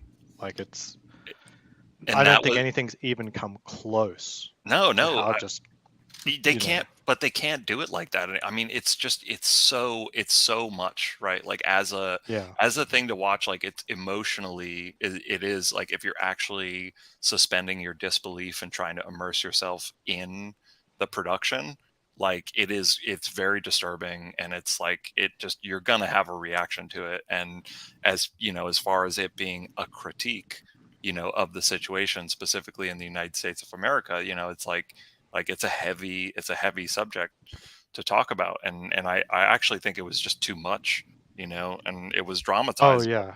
There's a lot. It's the most serious. It's as serious as a fucking car crash. Oz is like it's hard, but it's also not sort of how do you say? It's sensational. It's not. I'm not talking about a show where it's very realistic and it's hard or something like that. Like I hear that about The Watch or something like that, or Third Watch, or those sort of like real hard hitting, more gritty cop drama type thing. The Oz is definitely leaning into sensational, but it's there's enough truth to it to make it still hurt really, really hard. Is anyone on the panel familiar with the 25th Hour, that Spike Lee film? I have not watched it. No. Nope.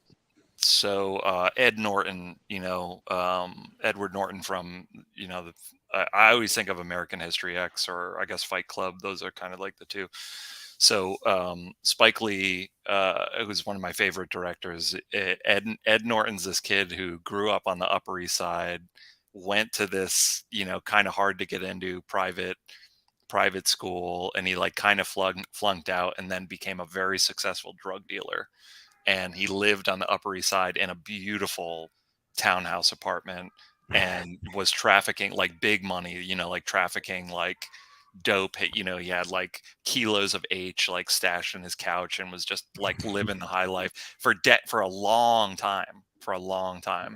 And eventually he ends up getting busted, and the whole movie is basically about there's no way out of it. He is going to jail.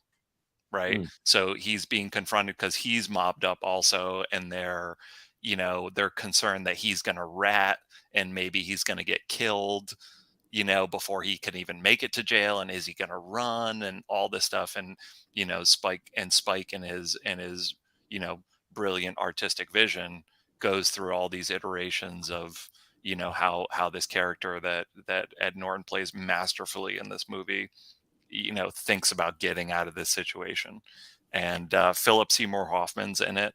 He's one of Ed Norton's like old school buddies who also went to this privileged school, and they all reconnect years later, right? And That's it's also, by the way, that's one guy who was lost too soon as well. I think Philip Seymour Hoffman was a great actor.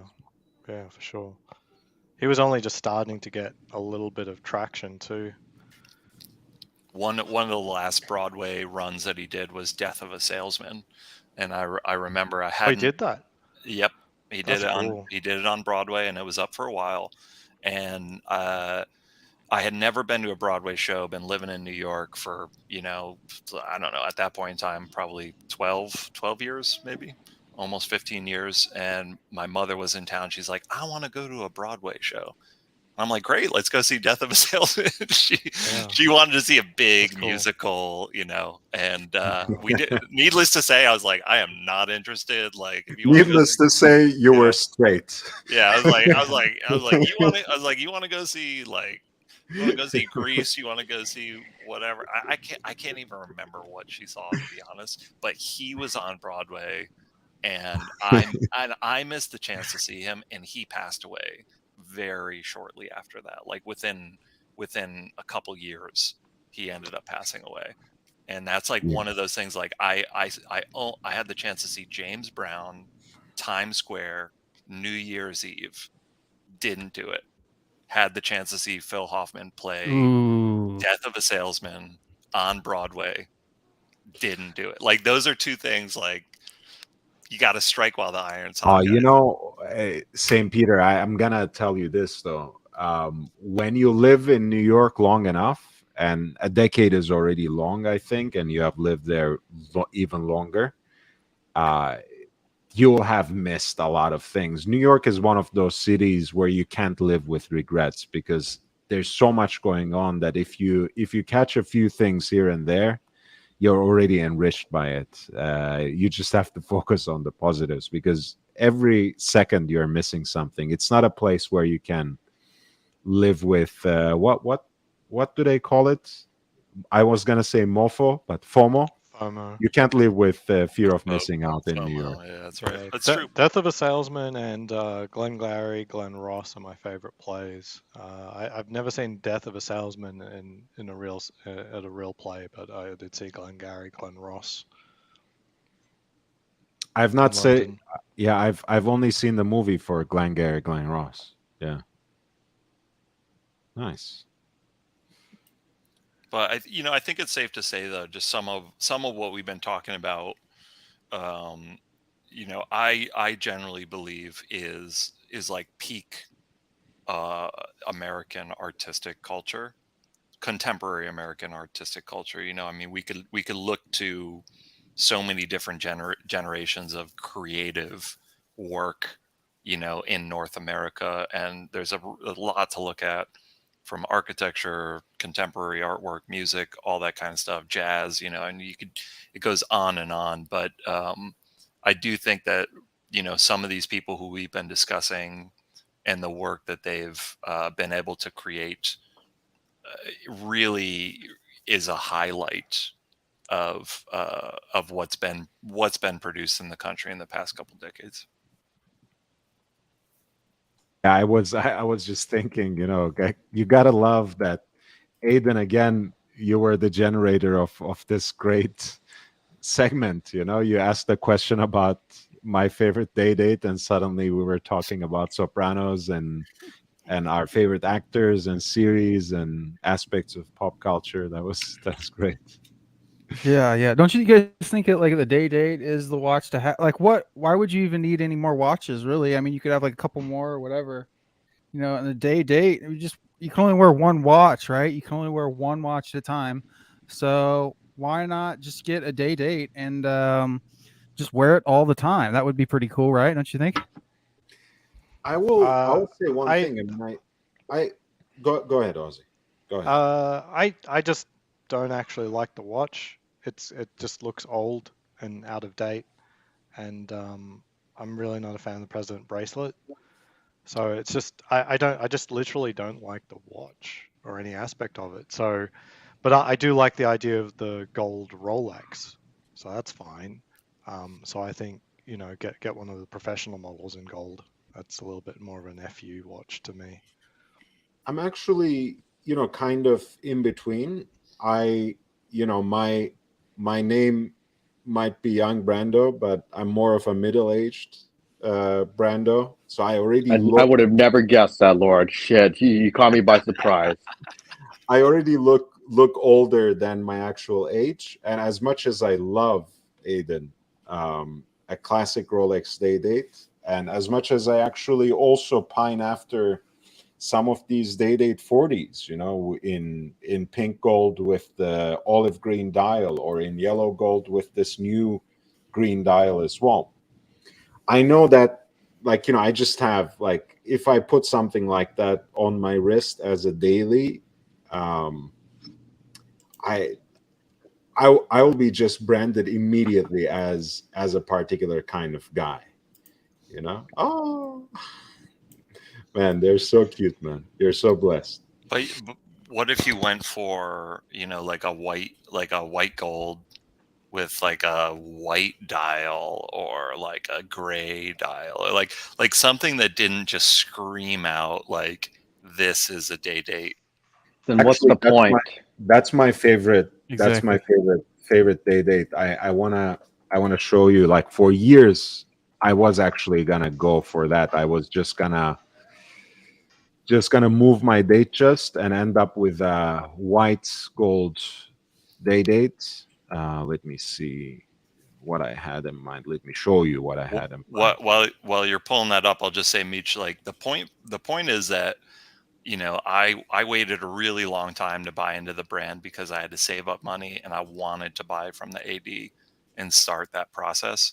And I went for a smooth bezel Oyster 41 date just with like a gray dial. There's an argument to be made that it's like literally one of the most vanilla models that you could buy, right? That, like, there's nothing about it that just stands out and screams out and has audacity. And I couldn't be happier with the decision that I made. Like, it continues to grow on me. It's like it's so elegant. Like, the dark rhodium like blends into the steel color of the case. Like, it has like a nice monochromatic quality. And I really think like there's something that's like extra cool about people not knowing that it's a heavy piece of gold on your wrist. Yeah. So if I ever went with a day date before I'm 60, which is any day now, as Meech will tell you, You mean 70? it would be this. But yeah, anything else, I think for me, I already look older than my actual age. It would seal the deal, like put me in a coffin, bury me 6 feet under. I mean, Box papers.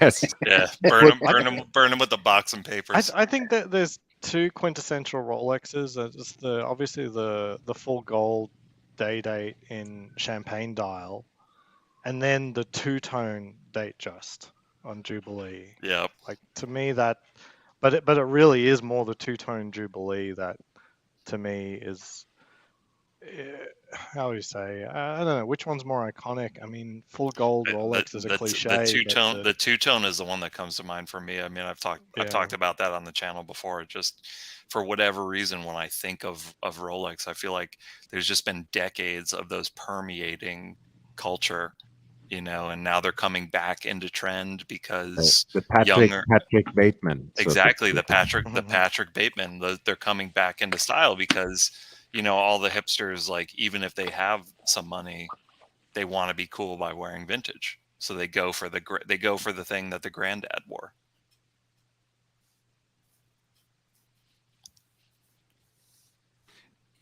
Actually, there was speaking of that hipster watch. Did you guys, and we were talking about TV shows, did you guys ever watch You, that stalker show? No. What The network was Stalker? it? What? You. It was on Netflix, if I'm right. I mean, yeah, it is Netflix. It's like it's like the second person pronoun you. Yep. And it centers on this character who basically gets obsessed with a certain woman at a certain point in time, and eventually he loses interest, but not before things come to a head, and he ends up usually killing them, or at least trying to kill them. Joe Goldberg is his name, and I think it was in the first episode the everything kind of blended in for me. But he basically starts obsessing about this woman that he sees in the bookstore that he works at, and he basically lures this ex of hers,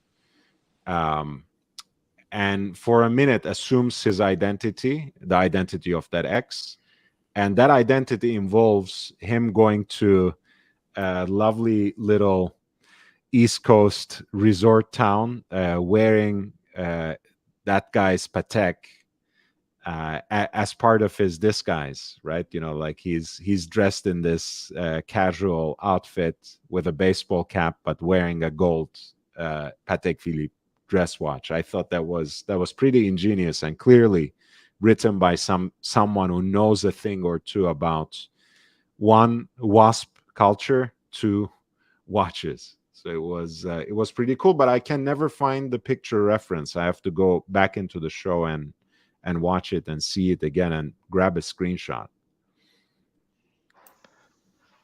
So there's a Justin Timberlake video where he's prominently wearing a day date 40, and you know, he's got relatively casual clothes. It's kind of cool, but I can't help but feel it. It's not so much just contemporary cool. It's more thrift shop sort of cool, where it's like wearing granddad stuff.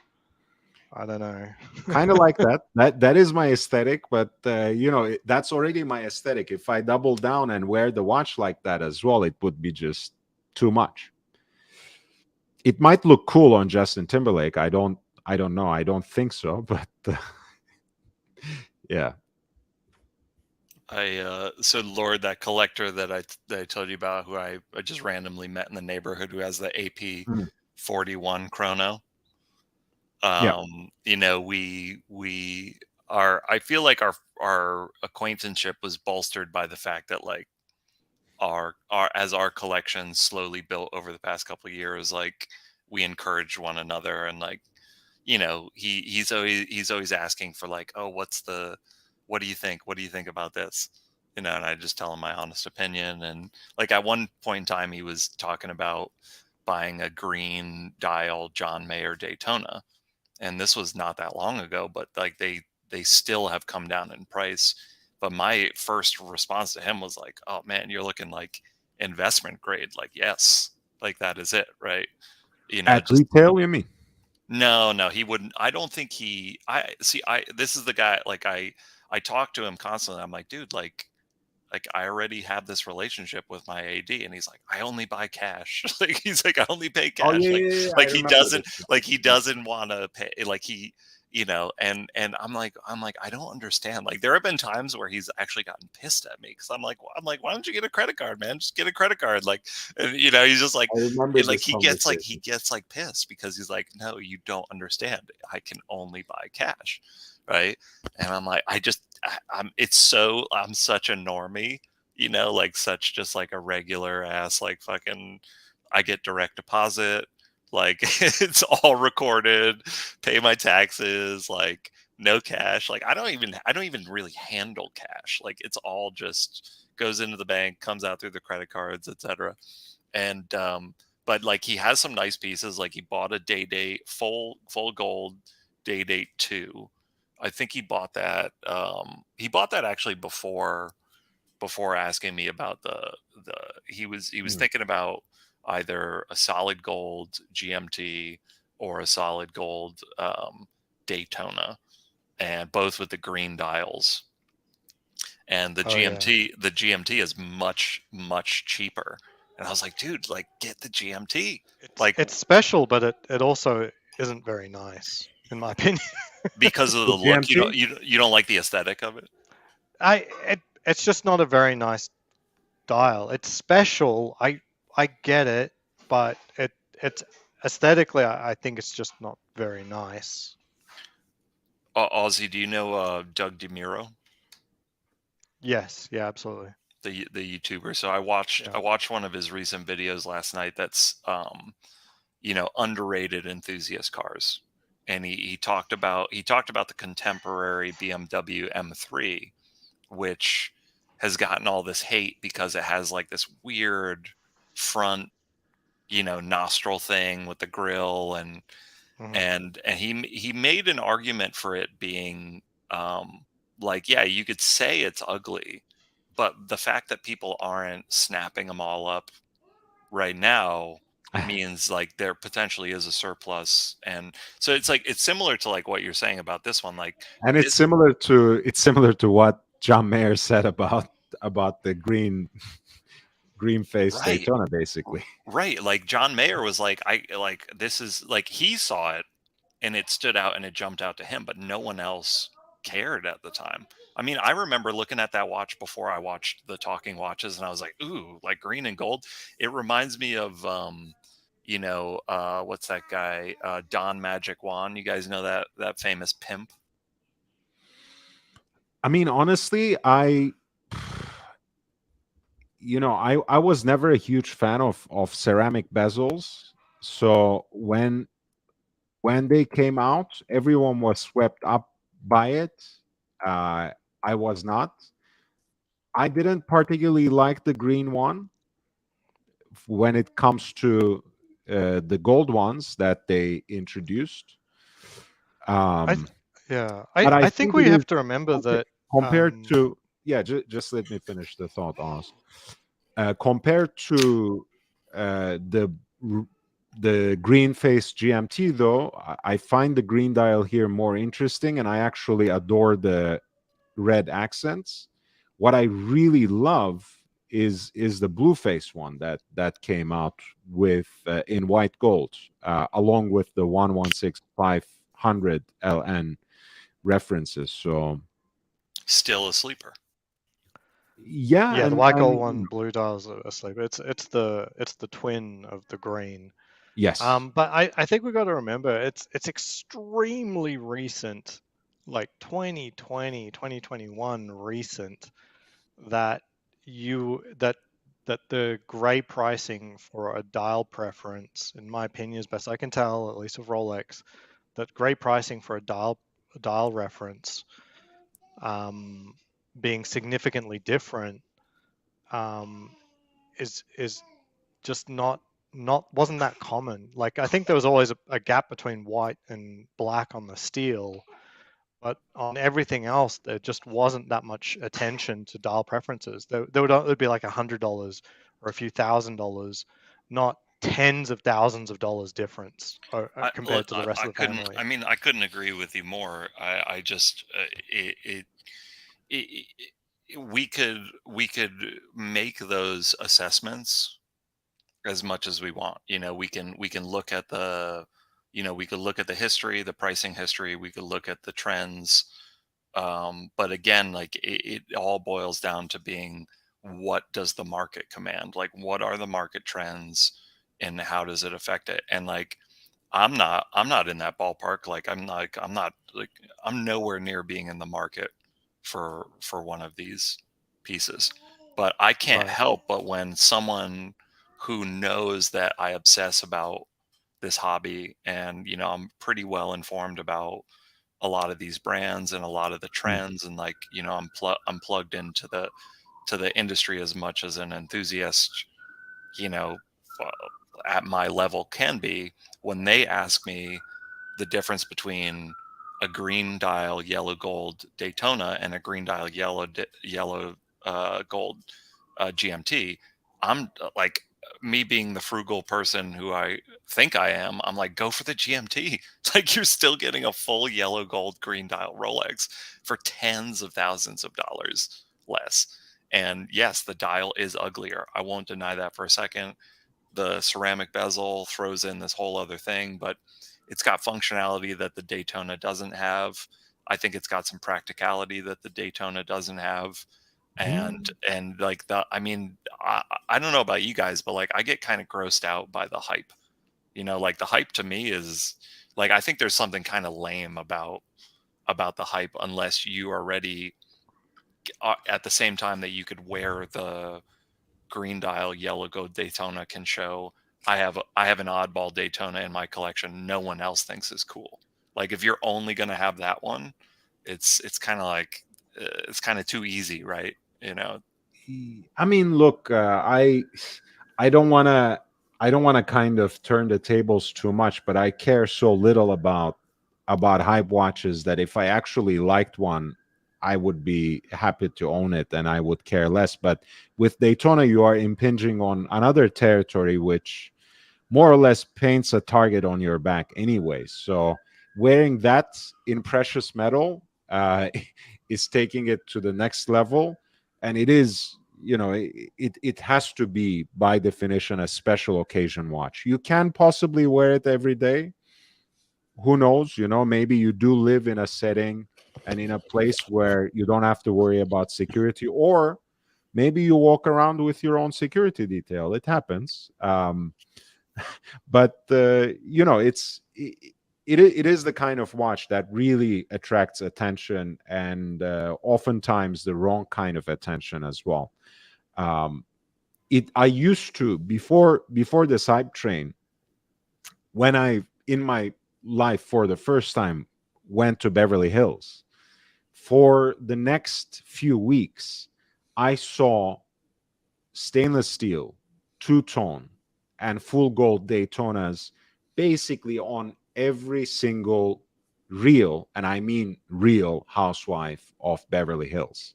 Around 2015, 2016, these things were on everyone's wrist in Beverly Hills, men and women. Nowadays, when you see one, it is a rare occasion. Recently I saw two Daytonas. One was on an out-of-towner, and it was a 4-digit in gold with a black face. Beautiful watch. I didn't even point it out because I didn't want to weird them out. And the other one was on a Zenith Daytona, actually, 16520 with the white dial. And the guy is actually on... He's basically a witness in a federal trial now. So it's he's already involved in a bunch of things. Wearing a Daytona on his wrist is not high visibility, not a worry. This is the guy, I don't know if I mentioned him to you. This is the guy who really regrets having owned a Richard Mille in his past life, simply because it was too hype. So for him to wear a stainless steel Daytona is like nothing, right? Because he has already paid $300,000-$400,000 for a Richard Mille and wore it around to show off, right? So for him, Daytona is a few notches less as a show off piece.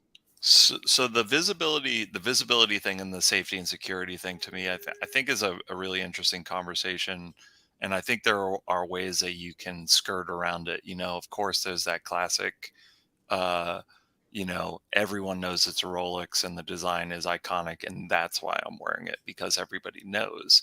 But then there's also like the insider, especially in the case of indies that are popping off right now. You could wear a Urwerk, like no one's going to know what it is, but it could be a $300,000 watch on your wrist. and that to me is like, of course, as the geek, I look at that and I'm like, that's really cool. Like you can wear that around. No one knows what it is. They think it's like they probably think it's a G-Shock, right? When you see like some of these like completely out there, like weird case shapes, with like synthetic straps and all this stuff. By the way, And can I point this out? oh, we you guys are- are wearing the same shirt. We are matching. Junior's That's junior very and I. cute. Very cute. That's so nice. I feel so proud of my fashion taste. You don't look old after all. Well, actually, we look pretty similar, except That's true. She has a better hairline. Doesn't have the facial hair. She's got to work on the beard. The only other thing I'll say about that independent thing is like, so that person who I know who definitely wants like the hype watch, that has good value retention. I remember showing them, I mean, we've texted back and forth all different types of watches, and they never responded to any of the really high-end indies that I sent. Ooh, he leaves you on red when you share with him. No. I'll just be like, I don't know. Like I sent him like a Laurent Ferrier that I thought was just like, man, that is sex on the wrist. And he just responded by being like, that looks like an old man's watch, which I know if you Kind of don't. is. I know it is. I know it And is. it's beautiful. But to me, I'm like, man, that is sick. Yeah, like love it. The problem with hype, and Full On John talks about it, and Sempi, you talked about it.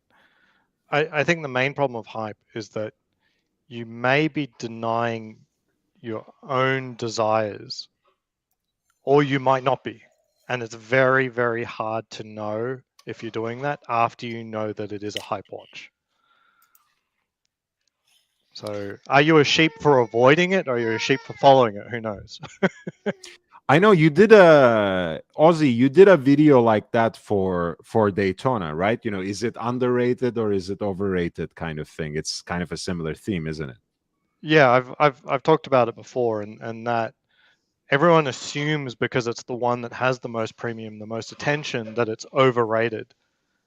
I really think it's a $40,000+ watch. It's worth it. It's really, really worth it. It's really fantastic. The Steel Panda is worth it. Well, yeah, I mean, that's a tough call for me, man. At I the mean, list listen, price, right? You mean Say at again? the list, yeah, at the list price? No. also? I say no. Spend $40,000 to get it, and if you get it for less, that's great. I honestly think I would never do many that. multiples worth. I Like would never do that. I wouldn't say it's worth double my Hulk, because I really do like it, but 3 times more than a sub for sure, absolutely, 100%. I feel like I'm just too much of a. It's so hard for me to look at that and say, okay, so there's been the very few people who have gotten the privilege because of whatever situation they're in to get this at retail. Like, why is it that I'm not that person? Like, why would I have to pay that premium? And There's always a story, and that's what I do like about it too. Yeah. Like whenever I see someone with a Panda, and it's only something I've started letting go of after a year of ownership, I always think, how the fuck did you get that? Right. How the fuck did you get that? is what I want to know. And either way, either it's they paid grey and they saved up a ton of money and they're very passionate about it, or they're so frivolous and they'll pay money for anything, or they're avid collector and they got it at the AD or some story. There's always something behind the acquisition of that.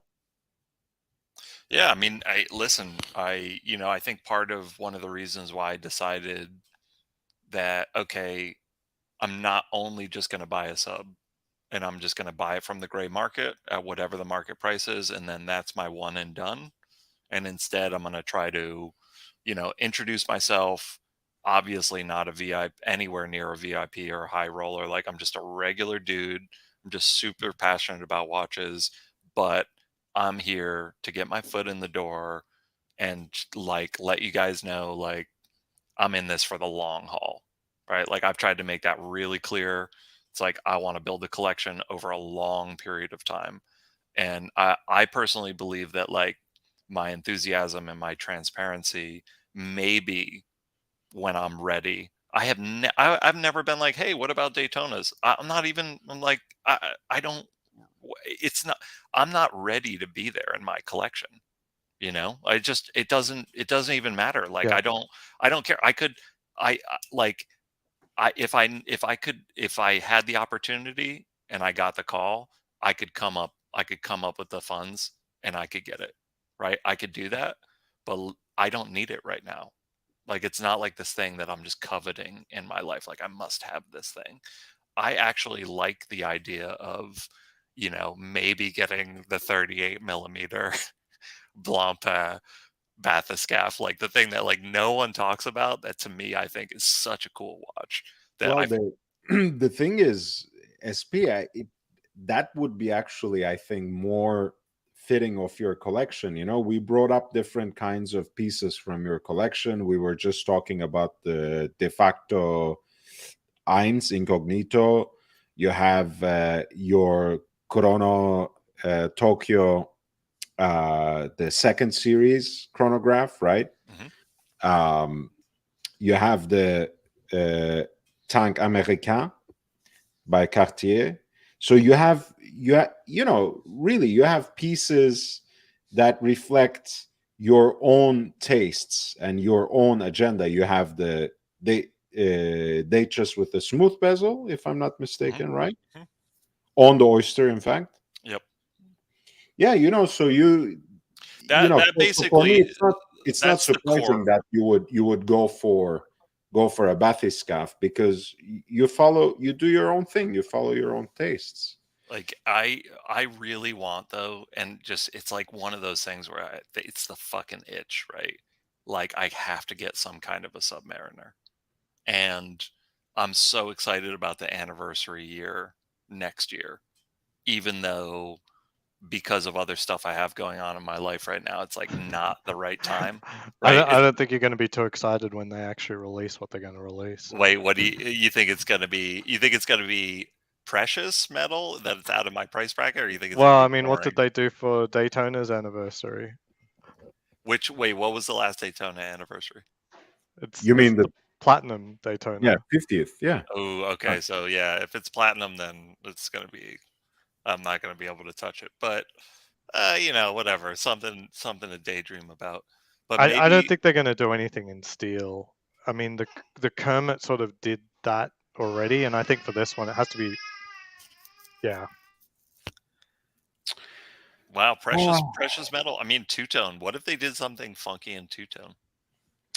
I think, probably they won't do two-tone, but I think Rolex has some cognizance that it is a time of austerity. So they might not actually come out with a platinum Submariner for the big 70. And 70 is not that big to begin with. It's true. It's an odd date, because another 5 years, then it's 3/4 of a century.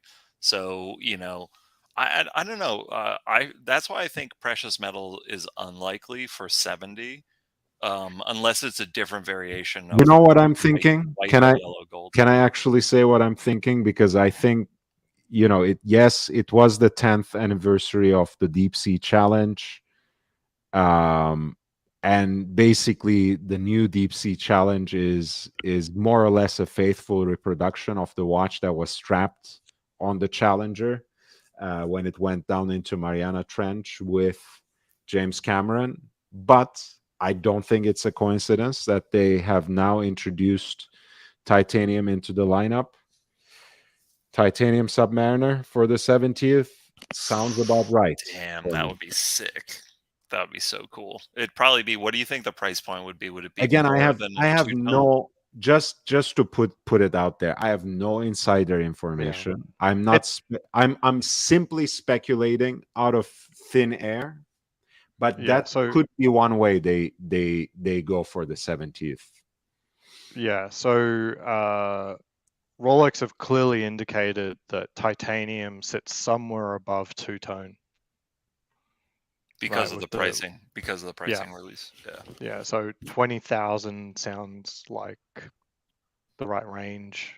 18,000 maybe, 19,000, maybe keep it under 20. If it was titanium.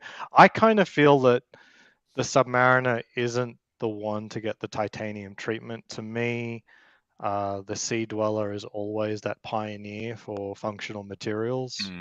Mm. So to me, it's the Sea Dweller that needs that upgrade, not the Sub, but who knows? I mean, as you point out, the titanium did appear on this Deep Sea Challenge watch, which is more of a And that is a collector's Sea piece, Dweller. anniversary piece. Yeah. And that is Well, a Sea it Dweller. is. I think there's more love for the Sea Dweller 43 that has to come around. Oh no, Ultimately. that's something I said in support of your argument, actually.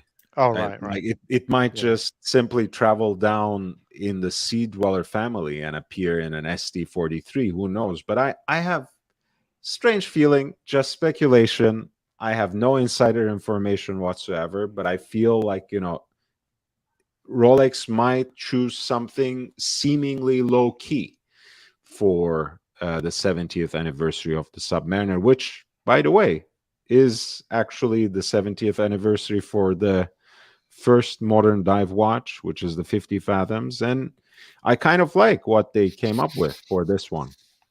I really like it. I appreciated ID Guy's review of it. He was incredibly complimentary. One of his Hmm. sticking points is the fact that the hour markers didn't have they didn't have gold surrounds.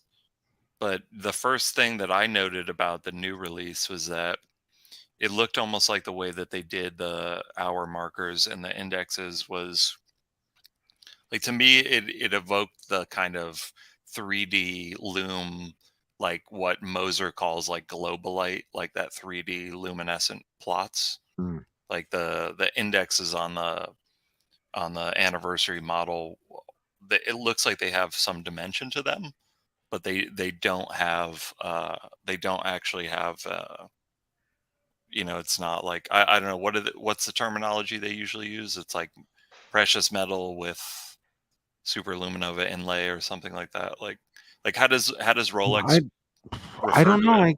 I kind of like the way that they did the loom on this, actually. I mean, I would love it if they got rid of the date, and had that sort of throwback to the original. I think the sizing is actually quite nice, because I always like to see 50 Fathoms as a little, girthier, as a little bigger than your average Submariner.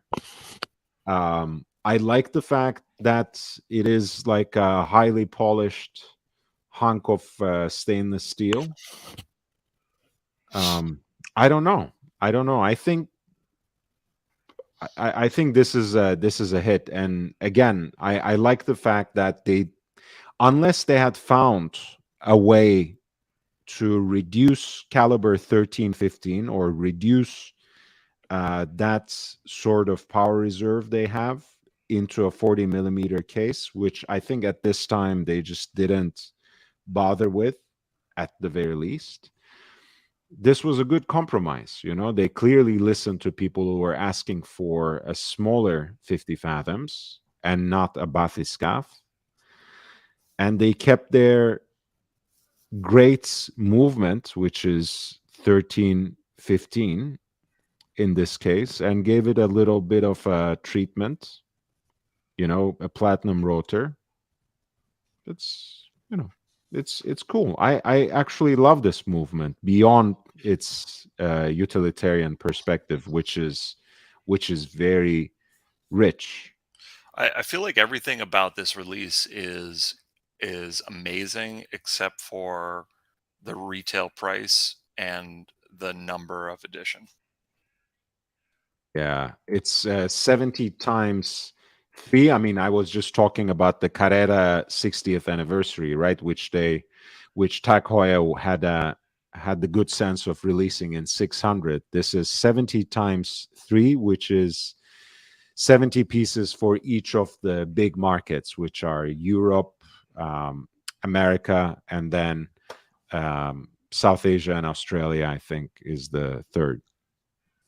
Right, and this goes back to the conversation we were having. I think it was the last time I was on stream, which is what we specifically talked about this brand and like what can they do, what can they do to actually improve their market share? Like how could they actually capitalize on the amount of product that they get out there? And I think taking a flagship model that everyone knows is amazing, but in the standard size of 45 millimeters is just frankly, it's like, I'm not going to get one 45. Like someone gives one to me. Okay, cool. Like I'm not going to spend 5 figures on it, and this thing, there's only 200 of them. And it's already the base retail price is what, 20,000 plus. It's just tough, right? It's like, why can't they make a 40 mil, 50 fathoms, or a 42 mil 50 fathoms serial production? It's like, it can't be that hard to do. Like that to me, I really think would completely change. And not 18,000, right? Maybe 15,000. Again, I understand that, Blancpain is, at least in their mind, occupying a higher segment, right? They're supposed to be kind of high horology, although that couldn't be further from truth. But yeah, like, something like this in full production at 15,000, I think it would have many biters at that retail price. And certainly a lot of us would have a field day on the secondary market. Right. I mean, I could see 15 with like full bracelet and like maybe in titanium, but it'd be a very tough sell for, I don't know. It's hard, right? Because they have that same problem, that like we talked about last time, like they have the same issue with value retention. So it's just, again, taking the current economy into account, it's like, I think these brands, they don't necessarily have to compromise to the extent of making a Moonswatch to be able to deliver a product to the market that maintains their integrity and is more accessible. Like I think right now, more than anything, with all the different issues with the economy and just like inequality in general, like it would be great if there was not a very compromised model, but maybe something that was just a little, maybe there was not necessarily corners that they had to cut, but a way that they could deliver something that was a little more approachable. Yeah.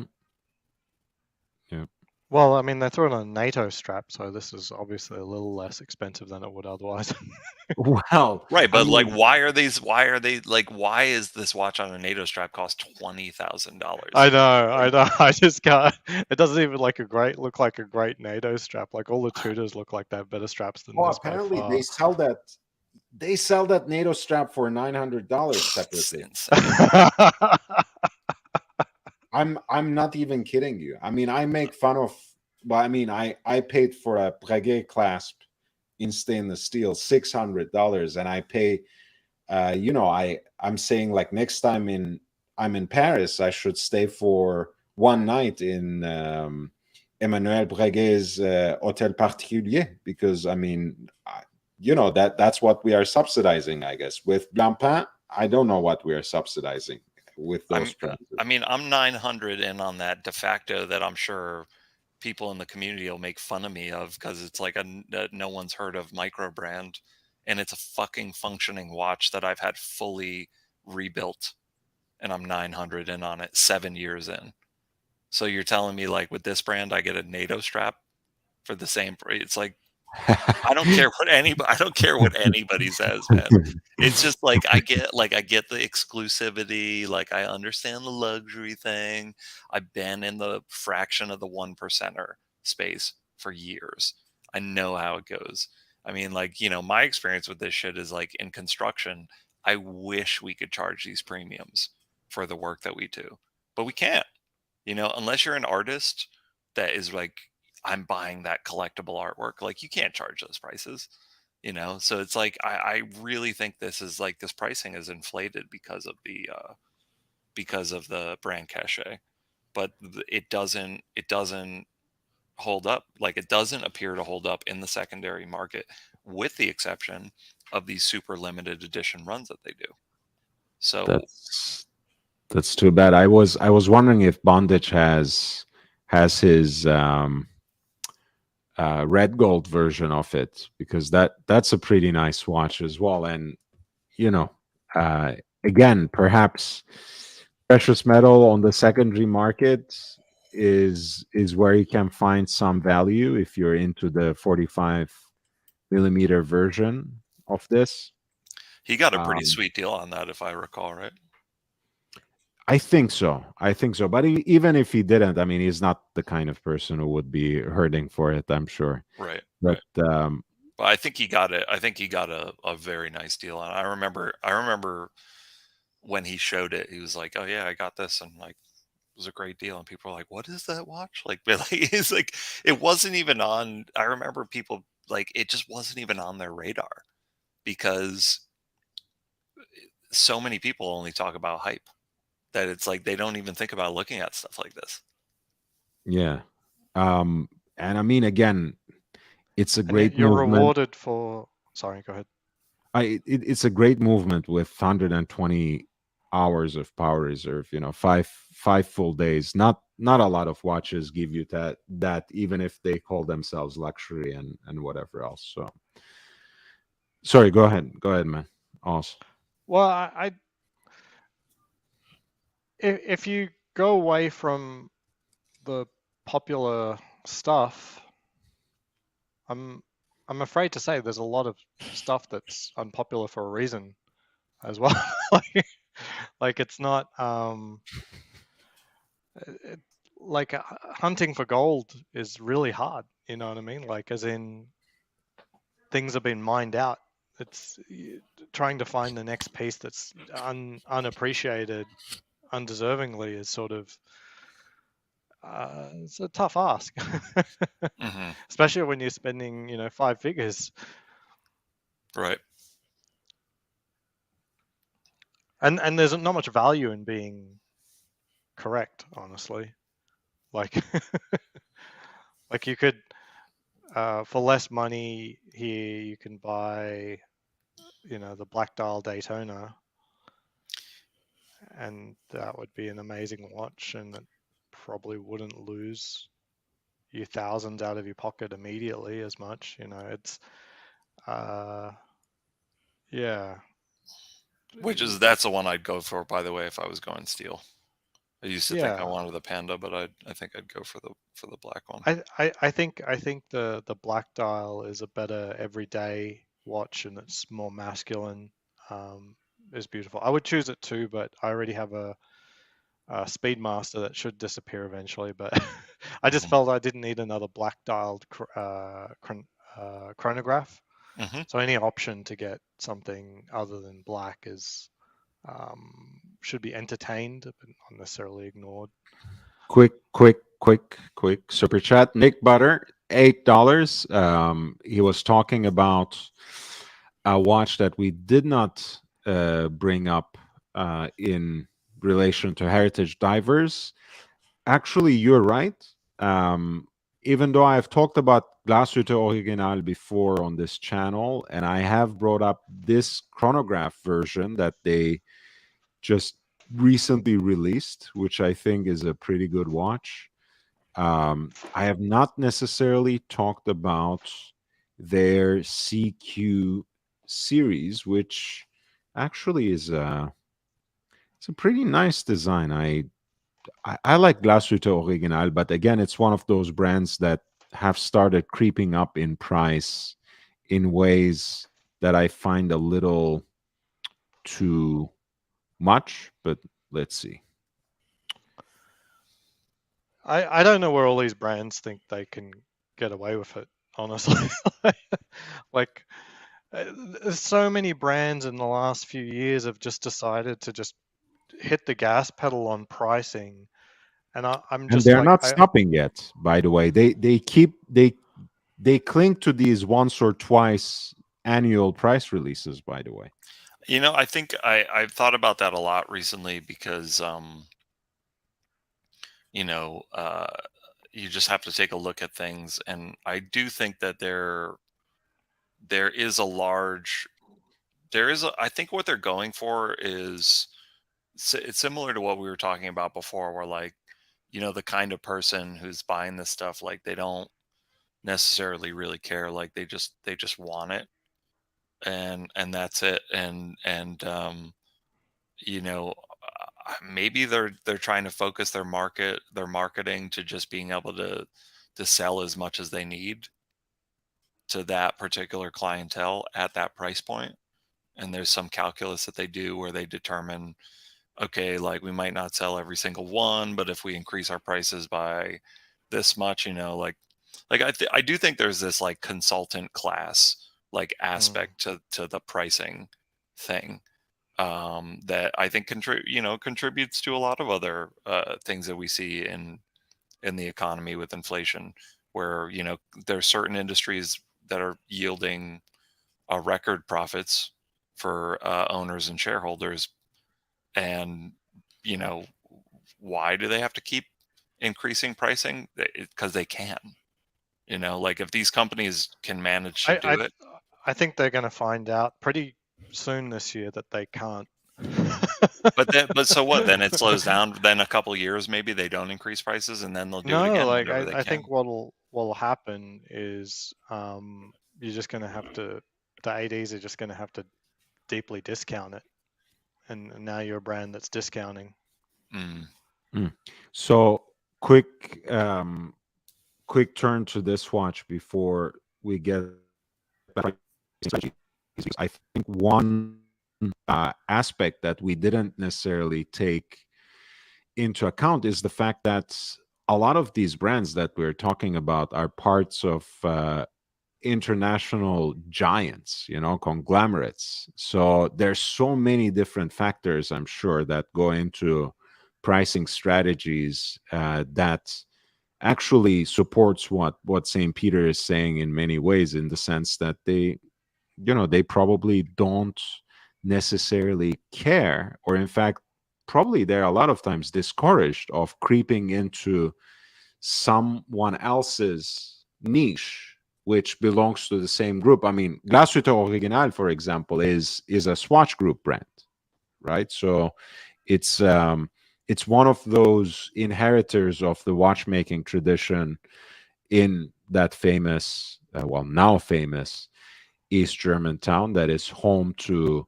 of course, A. Lange und Söhne, Glashütte Original, Nomos, as well as Moritz Grossmann, and they're all, by the way, next to each other pretty much.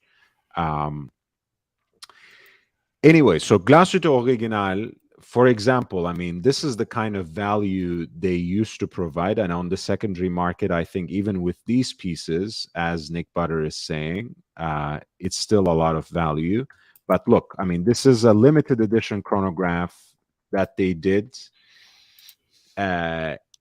before the Swatch acquisition, by the way. This is a watch that is that's a platinum one, right? Yeah, I remember this. I remember when you showed this on your show, I was like, what? Like, that's crazy. And it's a beautiful piece, you know, in that tradition of Flieger chronograph, like, you know, the pilot's chrono, 3 register, except it is in platinum, which is so ostentatiously carved on the left face. That's hilarious. Yeah, platinum edition. Hey, it's not platinum edition, it's platine edition. Yeah, platine edition. But yes, not only carved simply there, but carved in German as well. So please, yeah, it's awesome. Hey, at least they had the good sense of supplying matched platinum buckle. You gotta appreciate they didn't that. cheap out. They didn't cheap out on the buckle. And it has a nice little movement as well, 1 of 50, and that watch sold for no buyer's premium at all. This is what the person paid. In Aishin has no buyer's premium. No, that's their Oh, I didn't realize that. their disruption. That's their disruptors Oh, game. that's great. That's great. So anyway, a lot of great deals to be found on Glashütte Original on the secondary markets. They do make some great watches. I am actually a huge fan of the CQ specifically, and the new CQ chronograph. I love this one too. It's, for me, it's too big, right? For my wrist, anything that goes above 42 is unbearably and unwearably big. It's also a thick watch, so it's not like, there's a lot of room to compromise either. But if you can pull it off, I think this is a sweet watch, especially if you can get a good buy on it on the secondary market, especially at much is that 5 this? to 8 Okay. range. On list price on this, it's 11,000, and on the full bracelet, I think it's like 13 and a half. No, 12 and a half. Do you think this 12,000. is significantly better than a Submariner? No. Well, it's cheaper. It's cheaper than what you would pay for a market price Submariner. Not at the moment. I think Can you get a brand new 41 mil Submariner date for, wait, what I is the think price we're on really, that? really close. 13. I think this is about on the money. But I you think could you probably get a you could used probably get a one. discount on this. I would assume at the AD you could probably get at least 10% off. Yeah, and you can also get it for much cheaper on the secondary market, even brand new, unworn. Unworn. Yeah. But hey, listen, I mean, look, I know the conversation had changed in the last 2 years, but you don't even have to, honestly, for a Submariner, you don't necessarily have to look into the secondary market anymore. I think you can. I think it is, again, a realistic first purchase. If you want a Submariner date or no date, I think this is something you Oh yeah, can go I in. think right now, I mean, especially just because my SA, the last time that I saw them, they told me people were turning down Rolexes, like Yeah. customers that they had were turning them down. Yeah. So I So would they assume can, right now they'll probably still do the same. Oh well, you're a new customer. We need sure. to. Sure. I mean, you know. might have to wait. They're gonna You milk might it. have to wait for a few months, but they can get you a Submariner through an AD for sure. I feel like Well, considering put the it- way it's been for like years. I mean, I've been hearing about wait lists on subs for what? I mean, it's been like three or 4 years now, at least. Like for a new, I think for a new customer. 2017, you couldn't just walk in, but I mean, grey prices now are getting very, very similar to sort of like 2019 prices. And in 2019, I was offered a sub as my first purchase. Nice. I mean, I begged and Right. pleaded for one, but On one yeah, visit, or how many visits did it take? one visit. Oh, really? Yeah. So you walked out with the watch, basically. No. I had one visit, then I got a call. Okay. Nice. Well, I mean, that's kind of what I'm talking about now. I think you can do one visit, and maybe, you don't have to follow up maybe with the Krispy Kreme, but you might get a call down the line, next 2 months, 3 months. I think that's not unrealistic. And again, you have to try a little harder than just walking in and imagining you will walk out with the watch. I think that's if you are playing that kind of game, you have to visit, I think, a dozen different ADs at this time. But if you seriously register your interest in multiple ADs at this point in time for a Submariner, you'll get one before summer comes along. I mean, it's I think that's pretty realistic. Yeah, I mean, I've heard stories of, they may have been referred clients, but recently, in the past, I think since October, I've heard at least 1 or 2 stories of within a month or two, basically, of not necessarily in a totally unknown, like a referred, like, hey, this guy's good, they're going to stop by. In New York, I know the market here, there's a lot of ADs, so maybe that helps in that situation. But also it's all hearsay, right? You know, when people like, unless you've had the experience yourself, it's always someone who's So I won't let Rolex off the hook. I think their price increase last year of basically 10% was too much. The Submariner is now 10.3K. before tax. Yeah. So, I mean, literally 2 years ago, I think it was 9.2. You know, I don't, you know, it's literally the same watch. So I just think it's unwarranted.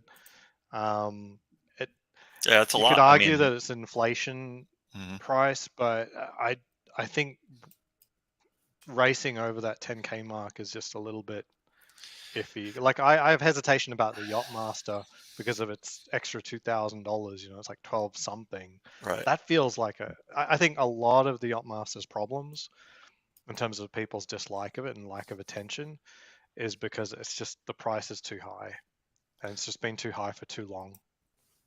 I don't know why. I've never understood why people hate on the Yachtmaster. I think that full platinum bezel is really nice.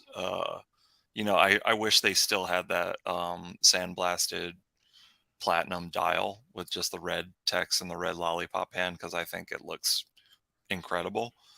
And it's like relatively monochromatic. But I guess just to play devil's advocate on your comment, I don't disagree with you, but you know, earlier you were saying Daytona's worth it at 40. Just get one, you're gonna love it. And it's like, what? Like, I mean, if by the same logic, right? By the same No, logic. but the Daytona, like here's my logic. If they just said the Daytona's 30,000, nobody would pay any attention to it. They just say, get the fuck out of here. Well, if they, and that would you be know, it. That'd be the end of the story. No one would even really I evaluate mean, it. As watch worth it. internet would be talking about it forever. They'd be like, remember when Rolex doubled the price of the Daytona? I mean, everybody in the dinky space would Yeah. not let that go. Like anyone who's like knows what Hodinkee is, we'd be talking about Yeah. that for years. I don't think they're going to do that. Well, I could see here's the them. hypothetical to you. Like, even though doubling the price of the Daytona, well, in case of the steel or white, it'd probably be inconsequential for the gray price, if you know what I mean. Like the gray price is higher, so whatever. So it's supposedly inconsequential. However, if they did it, I think it would kill the watch. Well, you know what it would Be actually so over. kill, Aussie? That kind of price increase that would single out one model would actually kill the entire lineup in midterm. Because they would be willing to admit, and Rolex does admit these things, but they do it in much subtler ways, in the sense, like, you know, how they position it in their marketing, how they put it in their website, what kind of options they offer in it in terms of special dials, you know, materials, etc. But Rolex will never come out and admit that Daytona is their hype watch. It is the watch to get. So it's going to be priced at 30K, where everything else in the professional line is between 10 to, let's say, 13, 14, 15. Yeah. Right. So well, that the Air King and the Explorer is they would 7. kill their right. Yeah, but that kind of move would kill. I don't know about the Air King and Explorer, because that is a different segment and it's a different kind of taste as well. I love the Explorer. I love it even in two-tone. Not many people do. But if you put the Daytona at 25, 30K at list price, where the sub is 10, you're going to kill the sub, not the Daytona. But I think when you you're right.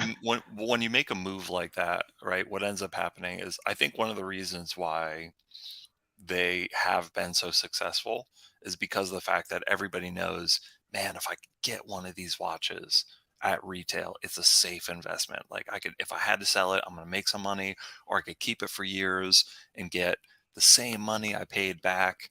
And once you start getting up to that like AP price point, and you start saying like, oh well, look, there's like all these other companies that are selling watches for, like, if Rolex is like, all right, we're going to make the Daytona 30K, like all of a sudden all these other brands that are making watches that are mechanically similar, physically similar to the Daytona without the same brand cachet, they're not just going to be like, well, great, we're going to make all our watches 30K too. They're going to be like, no, we can still only sell our watches for 9 or 12,000 or whatever the case may be. And I think all of a sudden, all those people who maybe had their fingers crossed that maybe one day I could get a Daytona, they're going to be like, what's the point? I mean, it's like me thinking about buying a Royal Oak right now. Like, there's no point. Like, it would be, even if I got the call, it would be irresponsible for me to do that. Like, I would have to move stuff around. I would have to get it and then immediately flip it to be secure in my personal situation. So it's like, I'm not going to do that. Right. Like, that's why I'm not even thinking about like somehow someone's like, hey, like, we got a Royal Oak for you. You want it? I'll be like, cool. Like, I'll leverage myself to get it and then immediately have to unload it. Like, I don't want to be that kind of watch buyer. Like, that's not, I'm not interested in doing that. But however, oh, you want a black steel Daytona? For me, I would be like, yes. And then I'd be like, okay, well, what do I need to let go of to hold on to this piece? Right. Because I do believe that one is a one and done, or like a two-piece, a two-piece meal Right. deal. I think what you say is exactly spot on, that the price point is important, even though it might be irrelevant in some cases. Like last 2 years, it was kind of irrelevant for a lot. Is that it puts it in people's heads. Like, you can't just say, our entire lineup is unobtainable. Like, if they just put the MSRP at the actual gray market level for the past 2 years, everyone would just forget about Rolex. Like, they don't care. But the intrigue and the allure of that kind of value, and the demand curve being so wacky, there's an attraction in of itself. But normally we're talking about price and luxury. Oh, the higher is better. At some point, no. Like, there's a point where it's no longer in people's heads anymore. So what's the point? I mean, I love to see incredibly wealthy celebrities wearing entry level pieces, or for the brand, what would be considered an entry level piece. Like, it's Okay. I think you have a lot of brand cachet if you could pull that off. Like, I saw a picture of it was Wahlberg, who everyone knows has an incredible collection of like super rare gem set stuff, Right. grandmaster chimes, like all that just crazy shit. And he was spotted, someone took a photograph of him with one of the green dial steel Datejust. Like, it wasn't even fluted, it was just like smooth bezel, green dial. Because I think to him, like, that's a new trendy color in that range. I'm guessing. Well, he's always got a few green pieces for, I think, Except Irish heritage. My problem with that sort of choice, again, Rolex is much sneakier about this, and they would never admit it. They have no problem endorsing athletes, especially when they're individuals who are exemplary in their sport. But celebrities, unless it's placed in a film, they're much more careful in disclosing these links. I mean, for example, when you see a moon swatch on Daniel Craig's wrist, you know that he didn't go out and buy that. Omega put it on his wrist, right? There's no way you can convince me that that guy actually went for that piece. He stood in line, guys. He stood in line. Yeah, he was there London... the first day. He was in London. He strong-armed his way in the first 5 people. When the spotters showed up, and they were cutting the line, and with Wahlberg, I actually don't trust it. It might be, Wahlberg has so much Rolex that I wouldn't be surprised that he's endorsed at some level. It's true. by Rolex. I wouldn't be surprised either, especially because he's one of the big collector celebrities in the industry that a lot of hobbyists and enthusiasts pay attention to, but he Yeah. doesn't do much press about his watches.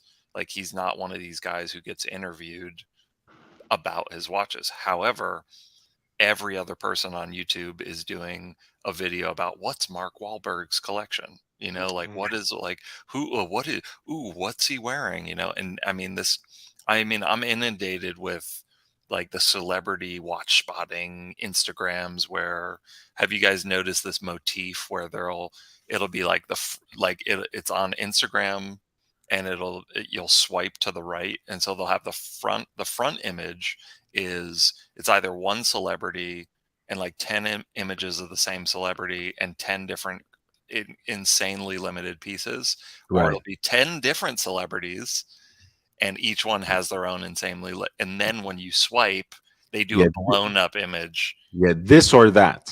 Yeah, it's Or like that as well. yeah, it'll be like, oh, this or that, and I mean, so many different pages are doing this, and it's very clickbaity, but at the same time, it's hard not to look. I mean, I find myself swiping, right, because I'm like, well, wait a second, like, you know, like, what are they actually wearing You that got watch? to Like, get the Brave browser. It'll eliminate most. Well, no, it this is does- this is on the app. This is like the interface with the app. Oh, okay. No, this isn't. Sorry, this isn't pop-up clickbait. I mean, this is like when you're scrolling through the Instagram timeline. You know, Yeah. you'll see. Oh, okay, you know. okay. I don't use Instagram much. Look, I mean, Um, I do actually, you know, I do care, right? You know, I've always associated these sorts of pieces, you know, with celebrities from different fields. Like I dabble in some of what you described, although I don't necessarily follow that particular format. But this to me is, for example, iconic, So right? cool. Pele raising a World Cup, wearing a Rolex Day Date, which of course matches not only the solid gold trophy, but also his beautiful blazer buttons. I think until someone wears a Day Date with an actual malachite dial to watch the match the malachite rings of the base, this is the best style matchup, you know, combination ever to grace the football field. So someone has to wear a Day Date with a malachite dial lifting the World Cup to outdo this. Rest in peace. I mean, this he was someone who, you know, really transcended the sport in a way that only a handful people have done, like Muhammad Ali, like Michael Jordan. You know, and I think I don't know if you have watched the recent documentary, but that's a pretty good piece as well. What years did his career span? Pele won the 58th World Cup when he was merely a 17 year old, a teenager. Won the 62, so back to back, and then also won in 1970 as well. When he was 29, which was considered old at the time. And I think he was already in Cosmos when they won in 1970. So he was in what was the beginnings of an American soccer league in New York Cosmos. Anyway, yeah. So I mean, I like this kind of stuff, but you know. So yeah, I was commenting on St. Peter's, like you like seeing the entry level on celebrities' wrist sort of thing. I was wondering what you're going to say next, but I was actually thinking that entry level means anything that's in the catalog. So like one of my favorites I like seeing the watch on is the Daytona on Tom Holland. He's such a likable like a Lacta, and I think the Daytona is kind of cool. So yeah, to me, entry level's anything in the actual catalog. in the catalog. Yeah. I know one of the things I've been seeing a lot of are those crazy full bust down meteorite sky dwellers. You know, like Drake. Like Drake has both versions. He's got the one on the Oyster Flex and like the full bust down baguette set bracelet. You know, and then DJ Khaled went. I think it was like he had this whole thing where like he went to Paris and he was in some Rolex dealer in Paris and he was like, I want what Drake has. And they brought out, of course, they're like, oh, here we have it for you. And it's like this off catalog, fully gem set meteorite sky dweller. And he's like, now I'm like Drake. I got what Drake has. Like, it was this whole video, you know. And Another one. Funny. yeah, that thing's amazing. The Meadow Daytona. Yeah, the Daytona Beach with the mother of pearl dial tinted pink and the matching lizard strap. These things they couldn't sell them. They couldn't give them away. Now they're collectible. And they're such beautiful sets too, you know, because everything is matching. Where is it? I think I posted about this. Yeah. That's a hell of a photograph with the boxes. Yeah, that's from Well, Amsterdam. they actually they had Amsterdam Vintage boxes? Watch.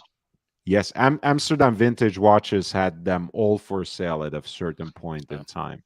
They did the video. Is it Casper? Is that the guy's name? I don't know his name. Sorry.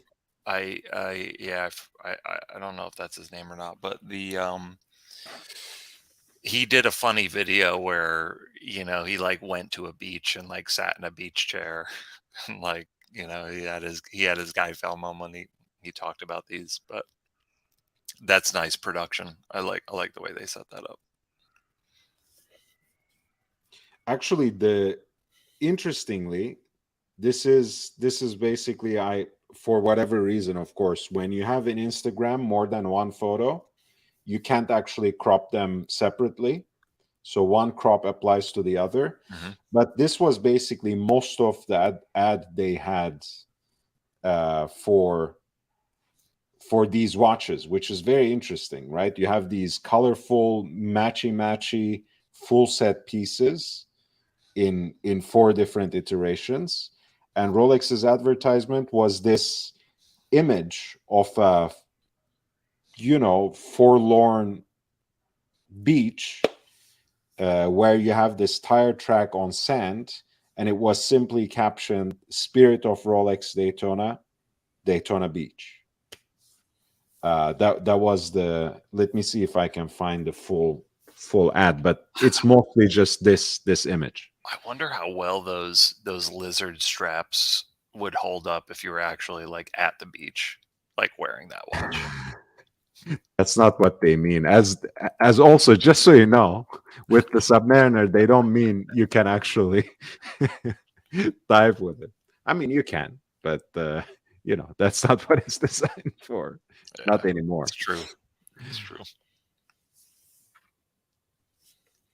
But yeah, I don't know how most watches over time would hold up really if you are actually wearing them oceanside.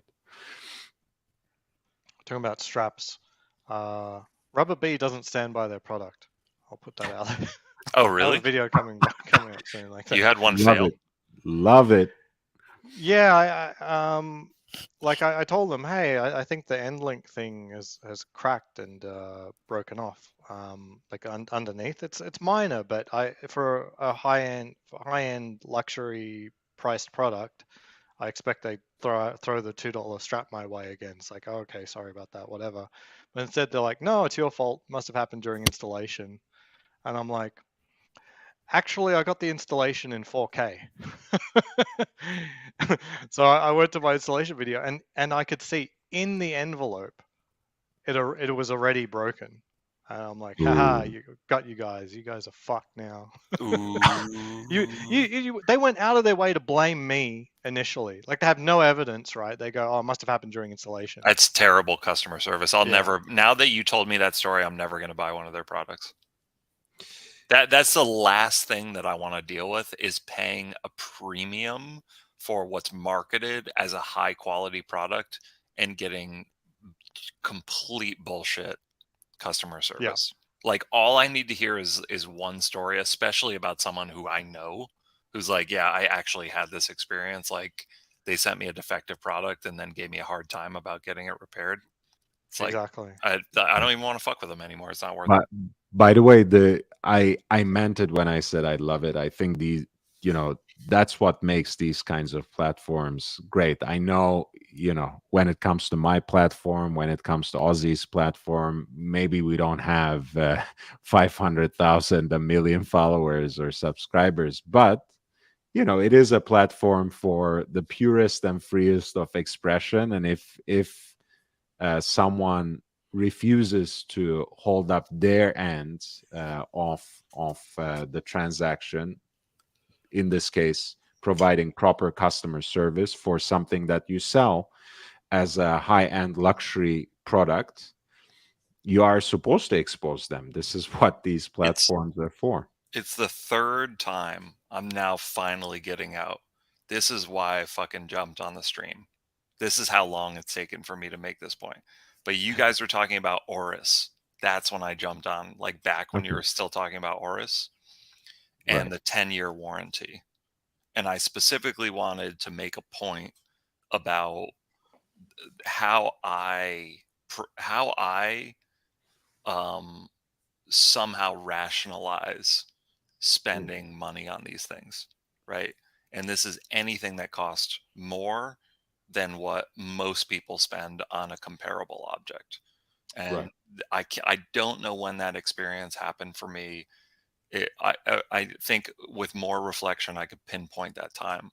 But there was a point in time in my life when, and I think it's being annoyed with spending enough of your hard-earned income on a defective product that has no warranty. And when you try to get customer service, they basically spit in your face and say, you're fucked. We have your money. There's nothing you can do about it. That experience led me to want to gravitate towards products that have more robust warranty and customer service attached to them, even if it's at a multiple of, I would say, 3 to 4 times of what a comparable product would be. That's by the way, I was talking about this a couple of days ago, I think in my kind of semi-sick, migraine-laden rant when I didn't even have the video on. But there are about 2 reasons why serious collectors have gravitated towards independent brands. One is because even if they were enthusiastic about vintage watches, there was just too much chicanery going on, too many fakes, too many Frankensteins, too many watches whose provenance you can't really trace. And they were just tired of the funny business, so they wanted to go get something that's reliable, that's still rare, that's still practically unobtainable to most people, still rather exclusive, but was something robust, newly made, contemporary. But more importantly, I think they were interested in what you're describing now, right? They were taken by the fact that, hey, when I deal with Rolex or Patek, I'm lucky enough to be invited into a boutique and a salon, and they, maybe they pop a champagne for me when I get my new, 6-figure watch. But the independents, hey, they actually, fly me into here and or maybe they fly the watch to me and actually one of the watchmakers comes with it and talks to me. Or if I fly to the manufacturer, they point out, hey, I actually engraved this part, or like, I was the one who put your watch together. So they actually appreciate that sort of personal touch, which on the one level might seem so abstract and intangible. On the other hand, St. Peter, it puts a kind of, I'm going to go for an alliteration here. Let me try. A thrust behind the brand and a trust behind the brand that that puts it to a different level rather than any other big brand name, even if it may be one of the big four, Rolex, Patek, Vacheron, Audemars Piguet. There are two brands that I always plug that I've had amazing customer experience with and incredible value retention. And that's Arc'teryx and Filson. And they're both primarily garment manufacturers, technical garment manufacturers. And they're both, for most average folk, quite expensive, right? Like for most people, they're like, I don't even want to go near those prices because I could either buy Carhartt or North Face or Patagonia. I mean, Patagonia is pretty expensive too. And North Face, there's some very expensive stuff, but like, there's comparable, or maybe Columbia, like a much cheaper, like just I need just a warm coat for the winter kind of thing. But I had been working for a while. I wanted a coat that would last well. I spent $250 on a very lightweight Gore-Tex. It's like the kind of coat that's designed for you to keep in your backpack and only use when it starts raining. And I wore this thing, almost like, I think almost a decade, 7 years, 8 years. Uh-huh. I brought it into the Soho Arc'teryx boutique. It started falling apart, and I wasn't even maintaining it properly. They give you instructions. I didn't care. I just threw it on. I wore it. When I walk into the Soho boutique with the coat, I hand it to the guy. I'm like, hey, can you repair this? They took it from me. They took my phone number, my email address. I didn't have to prove purchase. I didn't have to show any receipts. Know what credit card did you buy this from? Just, yeah, we'll send it in. We'll let you know. And I got an email from someone in their corporate headquarters saying, hey, we got your coat. We can't repair it. So what color replacement do you want? And they literally gave me a whole new coat. And that's the one that I have right now. And so by the time they replaced that coat, the retail price had increased from $250 to $300. So they gave me a whole brand new coat that also had, I assume a lifetime or limited lifetime warranty on it. And I've been wearing that for another 5 years now. And yeah, it hasn't started falling apart. I've been trying to take care of it. Probably not as good as I should because I paid $250 for it. It should do its job, right? Hey, I want to say this though. So Filson is a brand that I associate with Americana pretty heavily, and I love their stuff. But I've been pretty committed to Barbour, with which I had actually a kind of a bad experience. But in this case, I was a little, too picky, so I don't want to be a Karen about it. I'm not gonna go into it.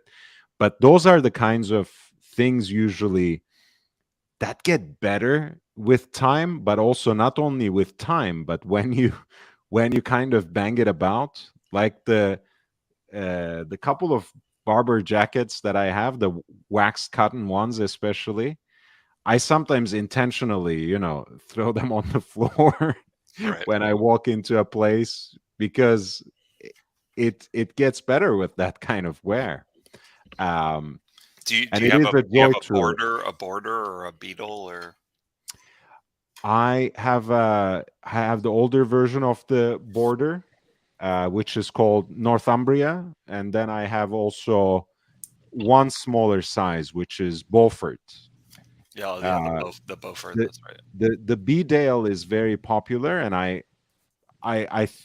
think I know why, but I like wearing sport coats, which end up being usually slightly longer than the B-Dale, which is kind of styled like more like a sport coat than a.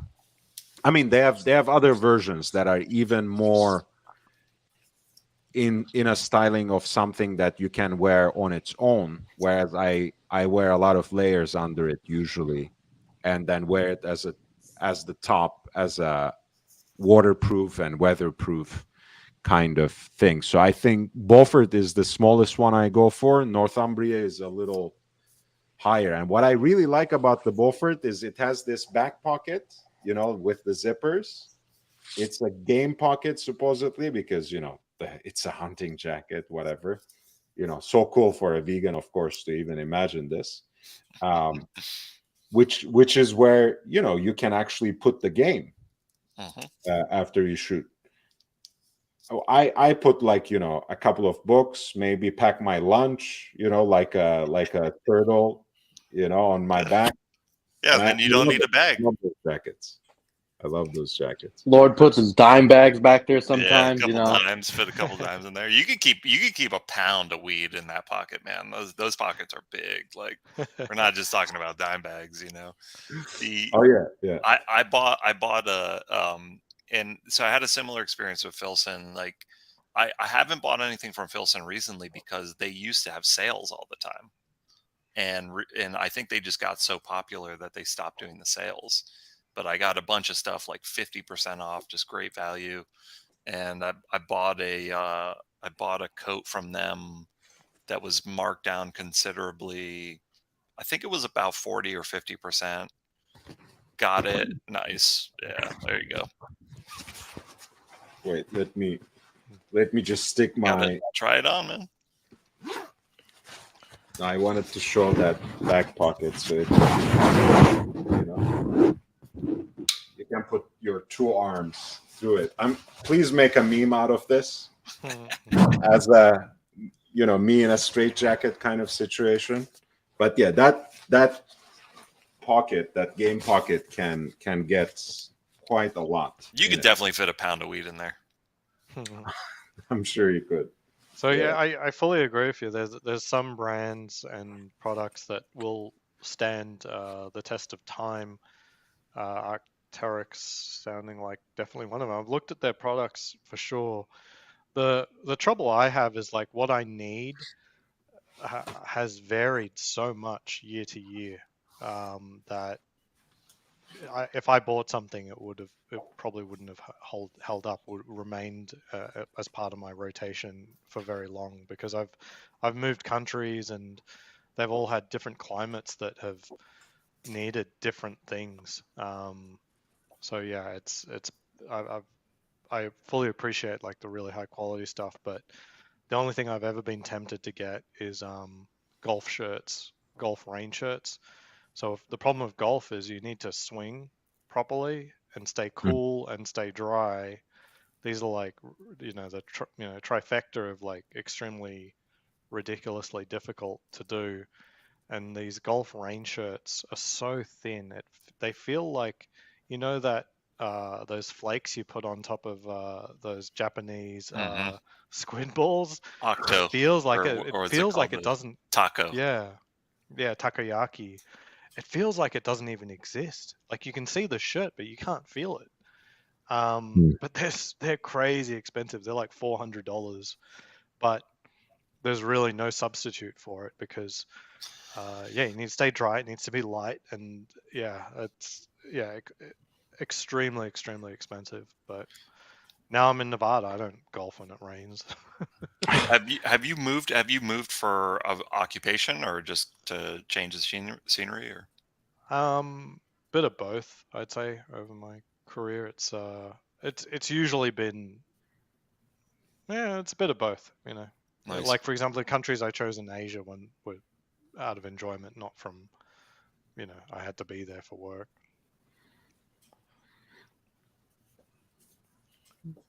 Of course, don't need a jacket in most of Asia. So Meech, on the farm, what type of do you believe in like buying a higher quality garment that maybe lasts longer, or do you normally go for just something that's economical? It's kind of double-edged right there, because if you buy something of high quality, most guys around here, myself included, you're gonna be pretty rough on it. So it's gonna get torn up. It's gonna get grease on it. It's gonna get shit on it. It's gonna get blood on it. It's gonna get everything on it underneath the sun. So while yes, you really do want to drop decent money on a jacket, you don't want to drop enough money on it, if that makes sense. Right. So a lot of guys around here, a lot of trade guys, a lot of farm guys, they'll usually buy the Carhartt. I myself, I used to buy the Milwaukee. I still have the Milwaukee heated jacket, just because it's nice and it's too nice of a jacket almost. So I started wearing this jacket by a brand named Cool, I believe. It's like KUHL. So basically what it is, it's a mountaineer's jacket, like for hiking and stuff like that. It's kind of like a heavy canvas. And then I wear their soft shell jacket pretty much daily. For the average person here, see, Minnesota is very weird when we come to our outdoor weather. Because right now we're averaging temperatures about 25, 30. So a lot of people are just running around in t-shirts right now. Whoa. Because we've been having 2 weeks ago we were having -12, -23, -40. So yeah, it's like a heat wave for us primarily. So yeah, a lot of people will just run around in t-shirts or sweaters right now. But if for like heavy winters, yeah, FXR, which is basically FXR and Polaris, which I don't know if you're familiar with, but they're basically snowmobile companies, or they design products for snowmobilers. And FXR essentially is like the highest grade you can get if you really want to stay warm. It's double insulated. They're expensive as fuck. I know. Don't let the Canadian Goose fanboys tell you that they're flexing on you, because I guarantee you that FXR jacket costs. Well, I mean, last time I bought one, it was probably about $250, and they can range up to 500 if you get the full out kit. So you can buy the top portion, or you can buy the bottom portion, which includes the snow pants as well, which is double insulated as well. But yeah, usually the tradesmen will either wear Carhartt or FXRs. And then, as we say, the city slickers, typically you'll see them running around in Canadian Goose or North Face a lot of the times. Nice. Checking out FXR now. The cool stuff seems pretty good. Seems like a decent price point. It's like definitely For what you're getting, yeah.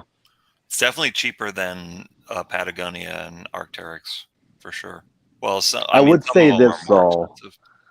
The FXRs are not designed for comfort, So if you don't like a big bulky jacket, if you don't want to feel like you've got a fat suit on, the FXR jacket's probably not going to be for you, because the FXR is designed to keep you warm and insulated like a damn polar bear, Stationary, essentially. effectively. Like on a bike, Yeah, I mean, you're not even walking. correct. So I mean, so you feel like like I said, like you're warm all the time, but you feel like you're wearing a fat suit every time. Like you get in the truck or car or something like that, and you kind of just they're just kind of muffin top over the fucking all over the fucking seat and shit like that. But they're warm. They'll do the job. They're more of a practicality thing than they are design wise. Yeah. For me, it's about trying to get warm, but with sport, and that's a hard combo. Like I do a lot of sport shooting, right?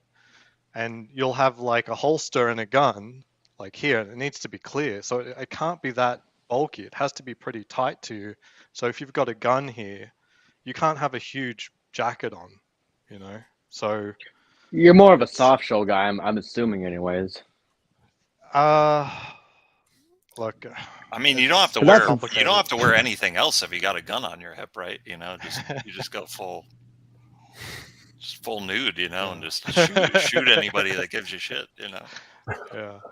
I mean, in Seattle, the winters were so cold that, I mean, it's not, not true cold, but certainly on your hands, I'd have to wear gloves.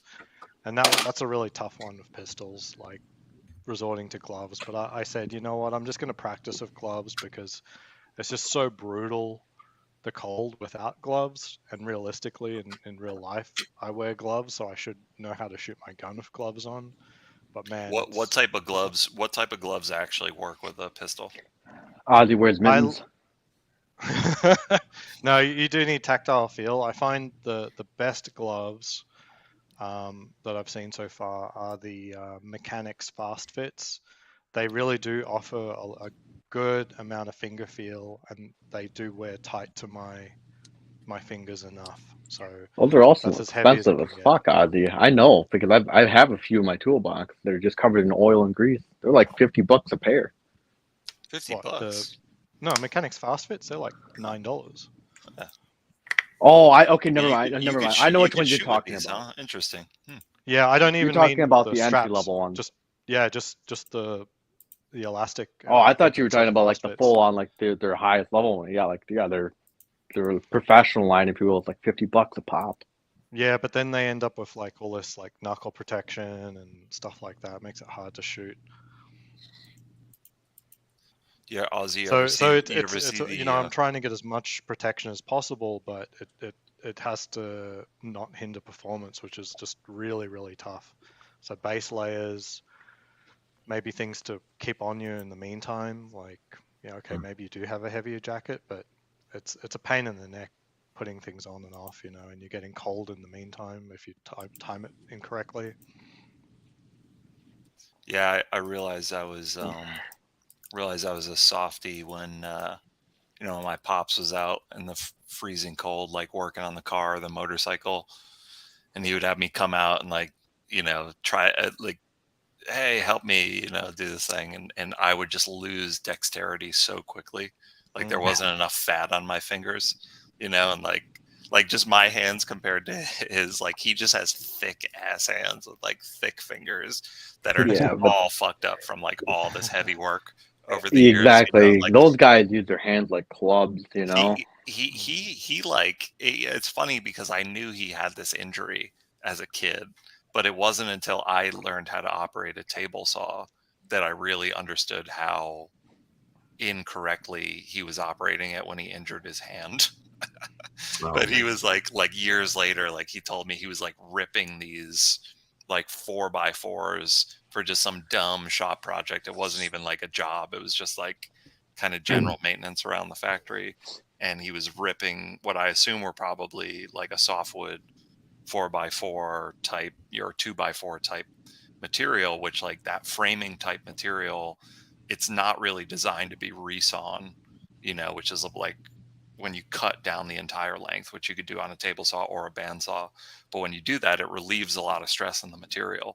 And those pieces of wood that are normally used for framing decks or framing walls, or they're not intended to be split down the length of them. They're intended to be cut to length, mitered if you have angles or any of that stuff, and screwed into place. And he was doing this rip cut on the table saw, and anyone who's done this before on like a solid piece of wood, or it even happens on plywood too, it's like you'll be in the middle of the cut, and the wood itself, because you cut through this organic thing, you start to relieve all these tensions in the material. And on a table saw, you use a fence that you guide the material along. Well, when you start cutting it and it starts bending, all of a sudden now the workpiece is being like a bow and arrow is being twisted into this like 3 to 7 horsepower motor, and you get this kickback that happens, like, so that the wood just shoots basically back at you. And it was like some combination of that happening and like the wood slipping out of place and his hand pushing, and he just pushed his finger like right into the saw. So he has like, luckily it didn't go through the bone, right? Like a lot of carpenters and woodworkers who unfortunately have suffered these injuries, if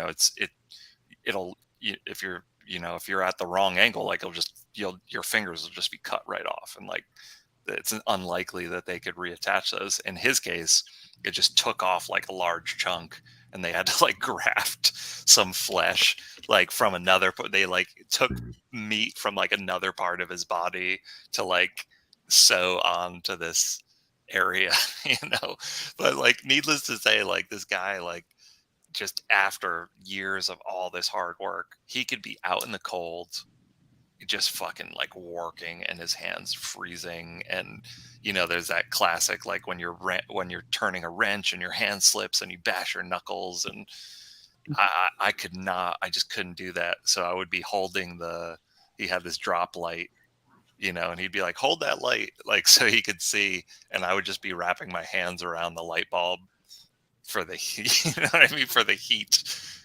And it, like, I just wanted to hold the light for the heat. And, it's like, I gotta give it to, the people that like work in these conditions and how they can, it's like a mind over matter thing, right? A little. I'd say you get used to it over time. Like I don't know if you get used to, maybe, I don't know, maybe I don't know. It's hard to describe because I've gone out and weather that was complete dog shit. That was like it's like negative 25 degrees and it sucks. But I mean, you just go out there and do it. And yeah, eventually you lose feeling in all your fingers. I think at that point, it's probably not a good thing, but I think at that point is when it becomes bearable. When you start losing all your body temperature, and of course that's also a very dangerous thing as well. But you just kind of learn to keep rolling through it, I guess.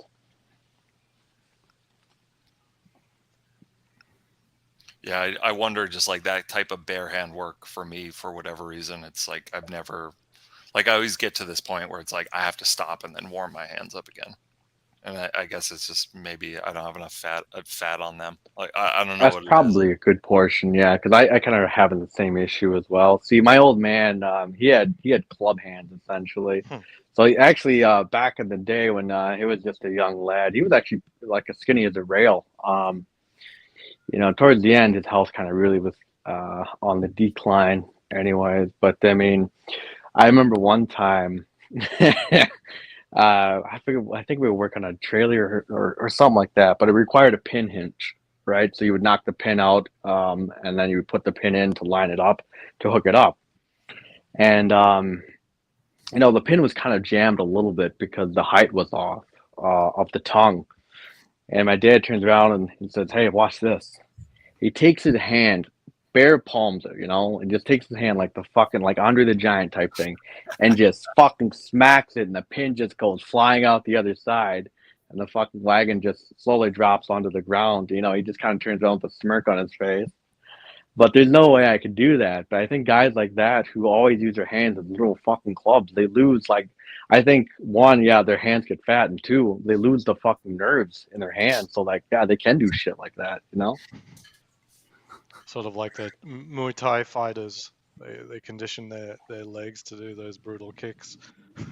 I mean, there are some martial artists that like beat rice grains, to Right. condition their knuckles and stuff. I've heard all sorts of ridiculous things. I mean, the light heavyweight unified champion Artur Beterbiev does these push-ups where he lands each time on a different part of his hand, like knuckles, this way, that way, just jump on these to condition his hands. I mean, it's people do the strangest things, but nothing gets it to that condition when you just naturally work with your hands, like dozens of years of manual labor, I think, would condition your hands in a different way than what you do in terms of martial art. At least, I mean, unless, of course, you do that martial art as your craft, for dozens of years. That's a different level, of course. One thing I've observed with people that work out a lot, it's like, like some people, it's like they have a blue collar job, but like they're actually very focused on like hitting the gym, like working out. They're like, I gotta hit the gym, like, so it's like they're not doing any physical activity in their line of work, but they make sure to also stay fit, which is great and everything. But I've noticed it when like I see like those type folk. Like I look at them and I'm like, man, what's up? Like, why do you have those calluses on your palm? Right? Because like I remember having those calluses from turning wood clamps, You know, like when I'm like there's just like if you're doing a job where you're like turning a bunch of clamps and like you have to get a lot of clamping pressure on it over and over and over again, it'll put these calluses like on your hand just from this, and it makes perfect sense, right? Like if you're grabbing onto different either free weights or different metal rods in different exercise applications, like you develop the This- exact Free same. weights. You know, take the free weights the into the, it the funny immediately. thing, SP, they're just, they're much less noticeable now.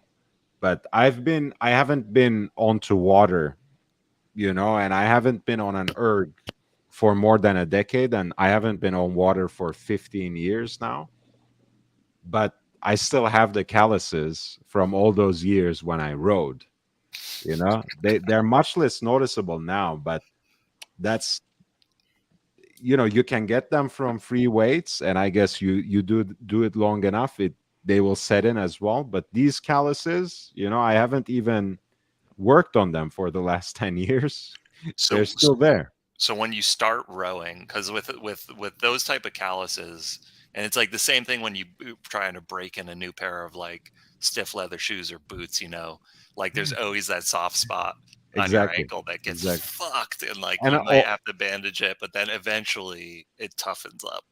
yeah, of course. I mean, you have to be also, we were very old school about it. I don't know if anything of that changed. I suppose not. But like, for example, old school football players, by which I mean soccer players, they didn't wear gloves in cold weather, or they didn't wear like, these sorts of masks / whatever it is to protect your neck. They just went with it, right? So in the same way, you're not supposed to wear any gloves, of course, when you're rowing, right? So you condition your hands, by which, the process is pure blisters, like you said, like breaking in new shoes, except it's a little less. Yeah, you're a little less used to experience that with your hands, unless you are used to manual labor, right? And rowing in most parts of the world wasn't necessarily in mind, but it is still a very high class sport. So chances are that the kids and the people who row are not the kind of people who are used to manual work. So it's an interesting conundrum. It's a good workout though, right? Isn't it like a full body exercise? It certainly is. I mean, that's why these concept 2 / water rower kind of things, the kind of rowing machines, ergometer machines, are quite popular for aerobic workouts. It's pretty efficient.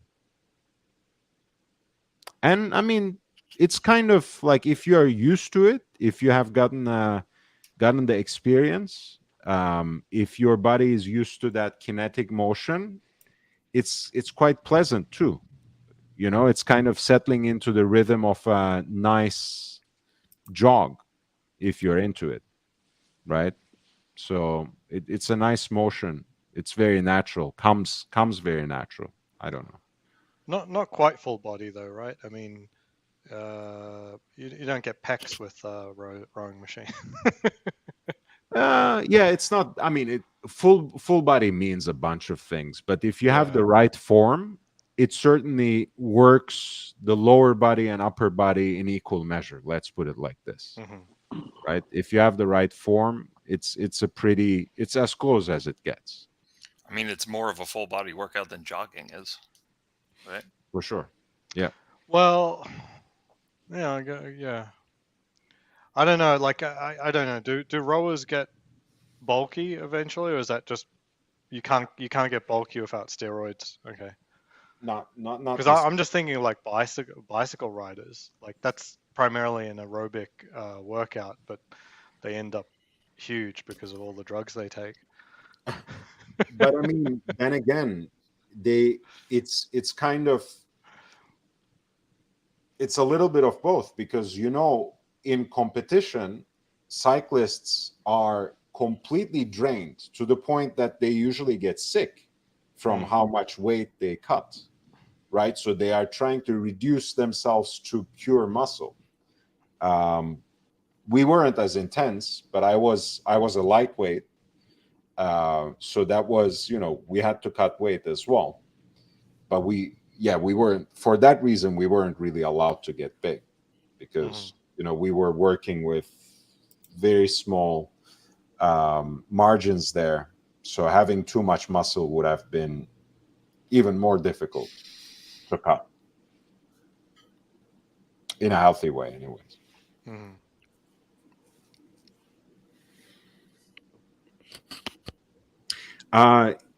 Can I ask you guys for these new Zenit watches that are released? There is a new Defy Skyline skeleton that's put out there. Let me pull it up. YB, before you do that, I should probably bow out. It's getting a little past my bedtime here, but thank you guys for allowing me to be part of the panel again. It's always a pleasure. Hey, man. And Don't mention it.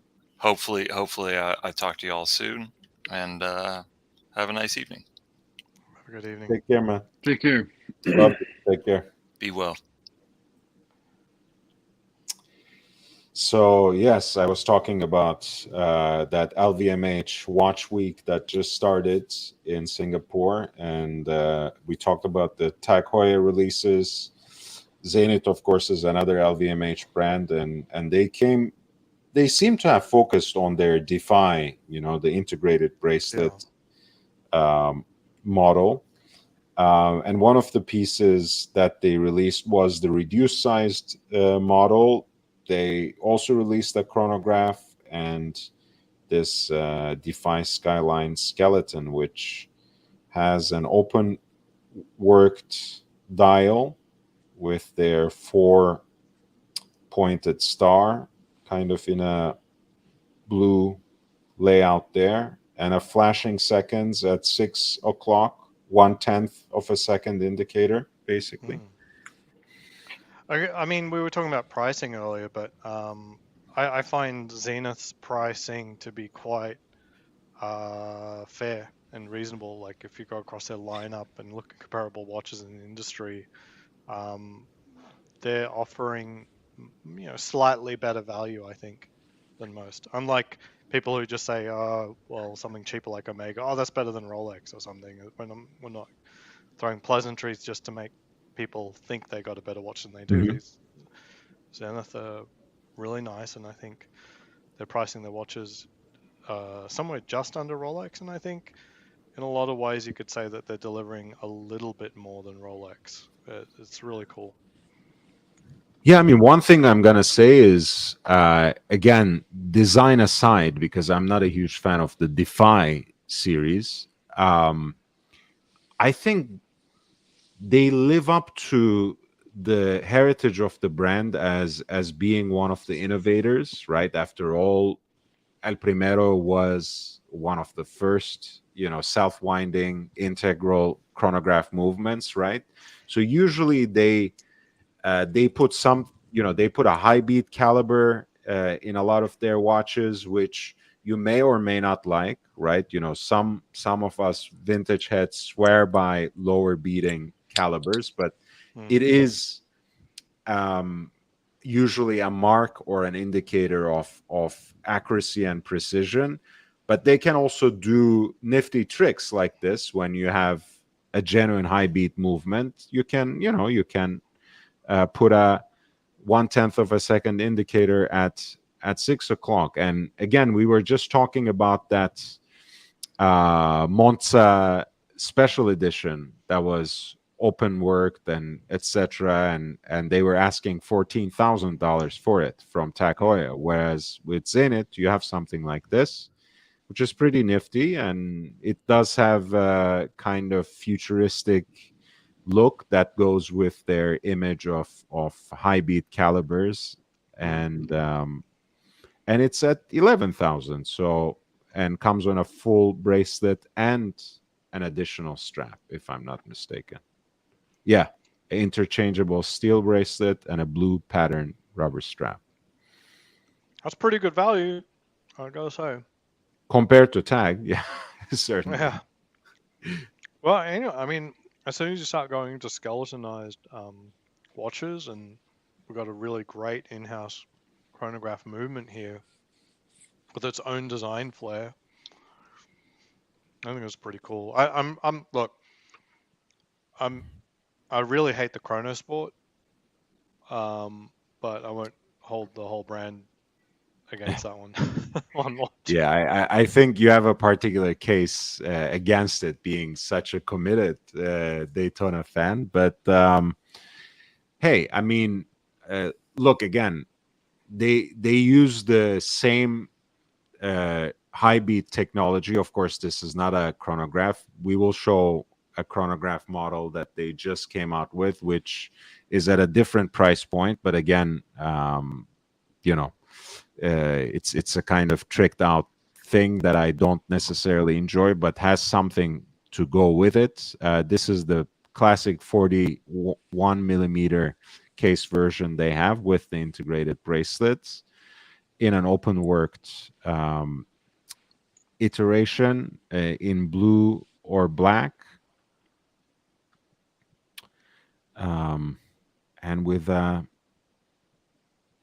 1/10 of a second indicator at 6 So you're saying the o'clock. 1/10 is always going? Yeah. That's crazy. I mean, with a 60-hour power reserve, it is pretty crazy. That's That's crazy. pretty The good. 1/10 is always going. Wow. We need a video. Because I mean, Sure. to have something just sitting there, just whizzing around, I don't know if that's cool or not. I don't know. Let's see. Even if we can't necessarily find one of these. Oh, look at that. Because by the way. I've seen the Chronosport. Wait. Aussie expat watches, guys. Yeah. Slam that downvote button, Lord. Slam that downvote button. Get in there. What? Why? Ratio that shit.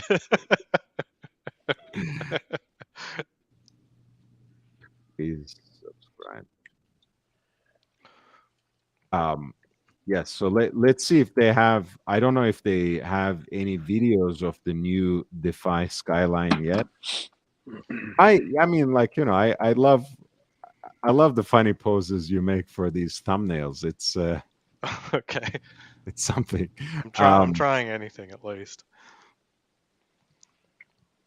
I do like I mean, the previous skeletons, I don't know, something about the way Zenith does their skeletons looks like shit. I mean, most skeletons do look like shit in general, but Zenith had a way of making it look like just extra shit. But this latest release is actually not that bad. I actually quite enjoy it.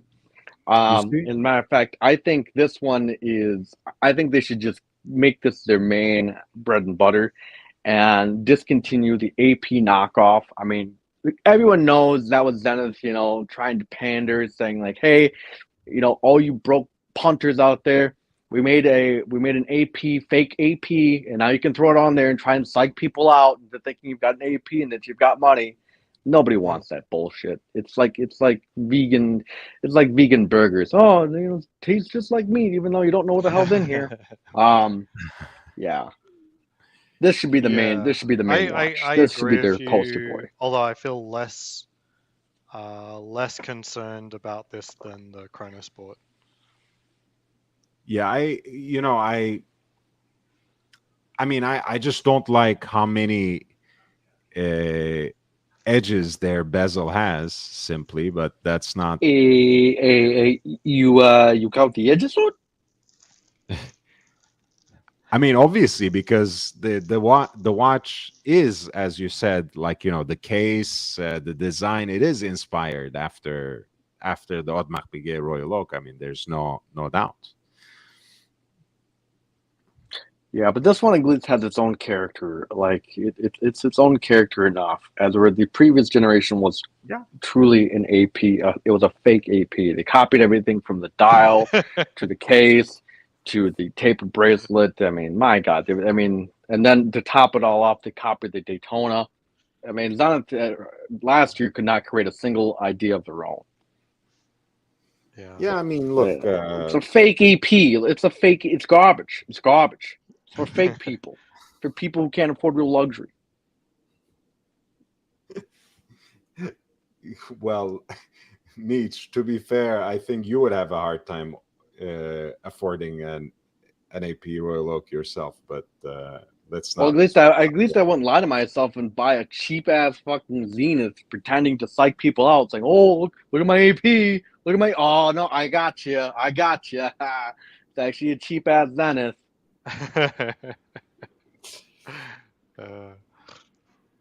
So the other few things they came out with, they basically added a 36 millimeter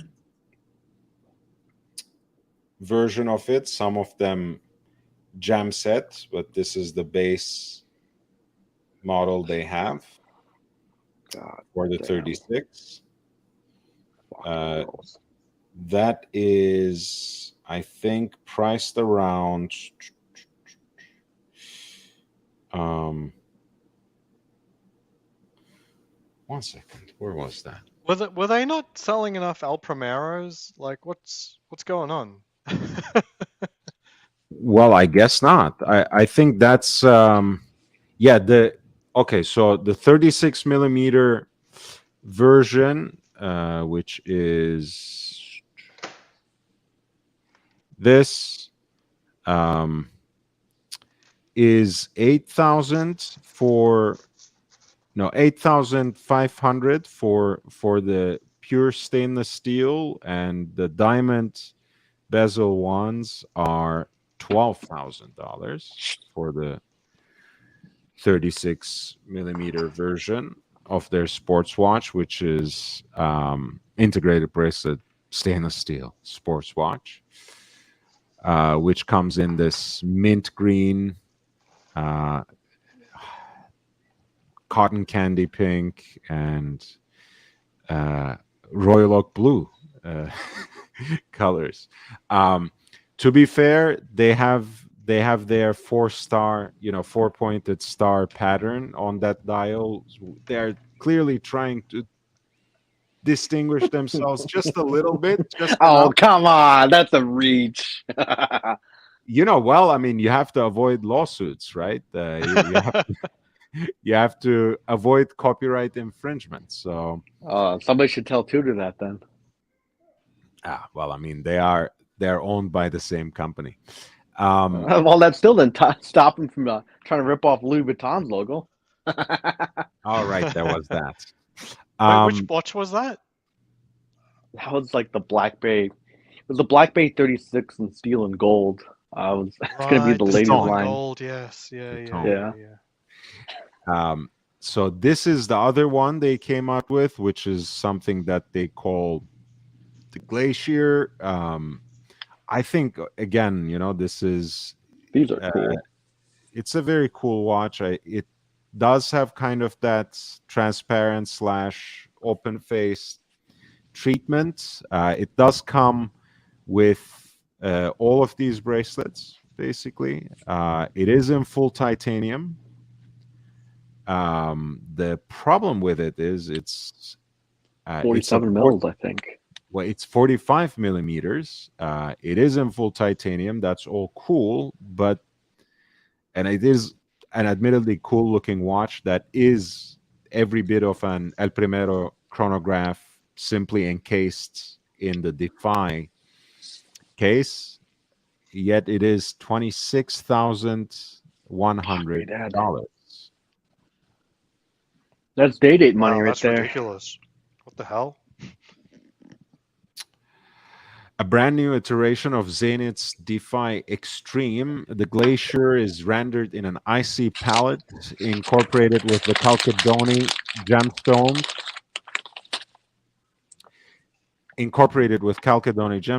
That emulate the hues of the boundless Arctic horizon. Given the nature of the gemstones, every piece is unique with its own colors and striations, making no two piece the same. I guess that's the gimmick right there. The Chalcedony stones, retailing for $26,100, powered by the El Primero 21 caliber, 50 hours of power reserve. Yeah, I'll pass on that every day of the week. I mean, I think it's a cool watch, but I mean, combine the fact that it's a 47 mil. No, Your thanks. favorite would be the Skyline Skeleton out of these releases, Mitch?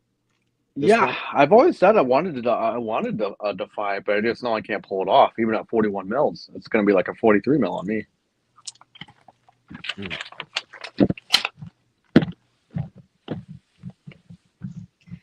Yeah, I kind of like the blue one actually of this. Again, to me, it's too close for comfort. You know that, especially for someone who has been building up to a Royal Oak basically my entire collecting journey so far. I can't wear another integrated bracelet watch. Period. Right. So If you Well, don't at least already this have, isn't like GP, you know, where it's not like a one-for-one copy. This at least has its own personality. yeah, if you don't already have a Royal Oak, I think this is a no.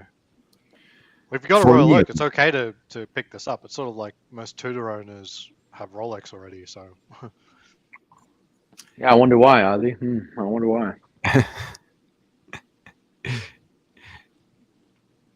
Oh, the midnight strikes. What does one say when that happens, Mitch? You used to repeat this.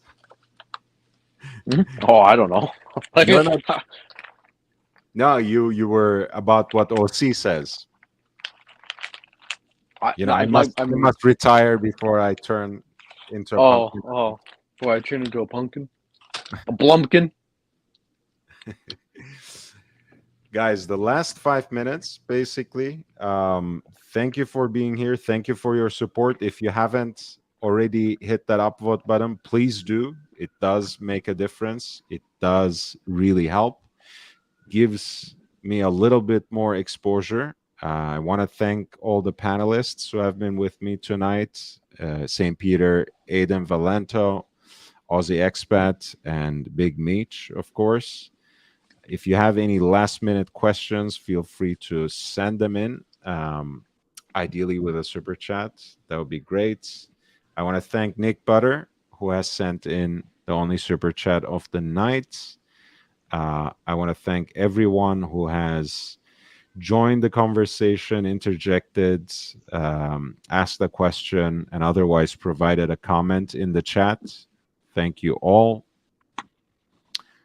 We talked a little bit about everything tonight, but it's bookended by, in the beginning, the new Tag Heuer releases from the Watch Week, LVMH Watch Week in Singapore. I singled out the Carrera 60th anniversary edition. That's going to be a limited run of 600 pieces. Quite a faithful recreation of the 2447, 2447 SN, if I'm not mistaken, the exact reference number. It comes in a 39 millimeter case instead of the 36, which was what the vintage was. And of course, it has the self-winding column wheel, vertical clutch, modern chronograph movement in it. It's priced at, I want to say $74 or $7,600. Decent deal. Among these Zenith releases, we homed in on the Defy Skeleton, which I think is the most interesting one. It does come with a blue or black open worked face. I kind of like the blue, you know, and the way it's treated. I do like the design except for the bezel, but again, they had to do something different, I guess, so they gave it more edges.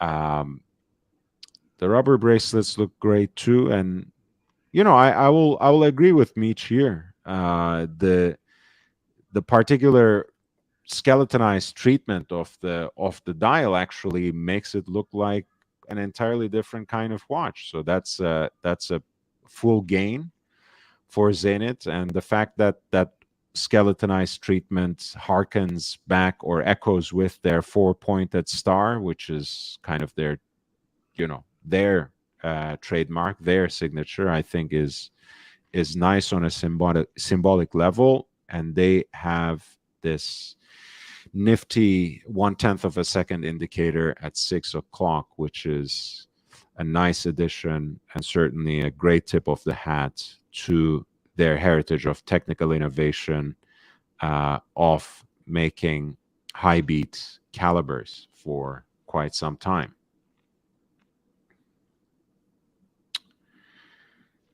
And in the middle, we have also talked about Oris's new Big Crown caliber 473, which celebrates in a way their 10th year of producing in-house calibers. Has this gorgeous 5-day power reserve hand wound movement with a power reserve indicator on the case back that you can glimpse through the sapphire crystal when you take off the watch. We took issue with pricing strategies of several brands. We seem to have singled out a couple, but I think that sort of price creep or mission creep as it comes to brands that used to be entry level to luxury and that have kind of creeped up to $5,000 and up kind of range in Tag Heuer and Oris.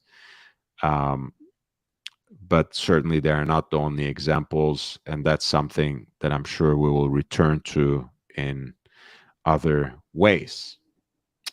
This is the end of our 4-hour live stream. Thank you for being here. Any last words, guys? Ozzy, Meech? We've got to start demanding lower prices from all the brands. Lower your prices.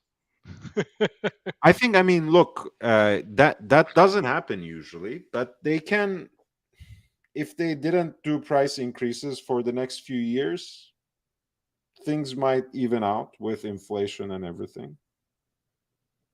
A little bit of a pause. What do you say, Mitch? What do you want to add?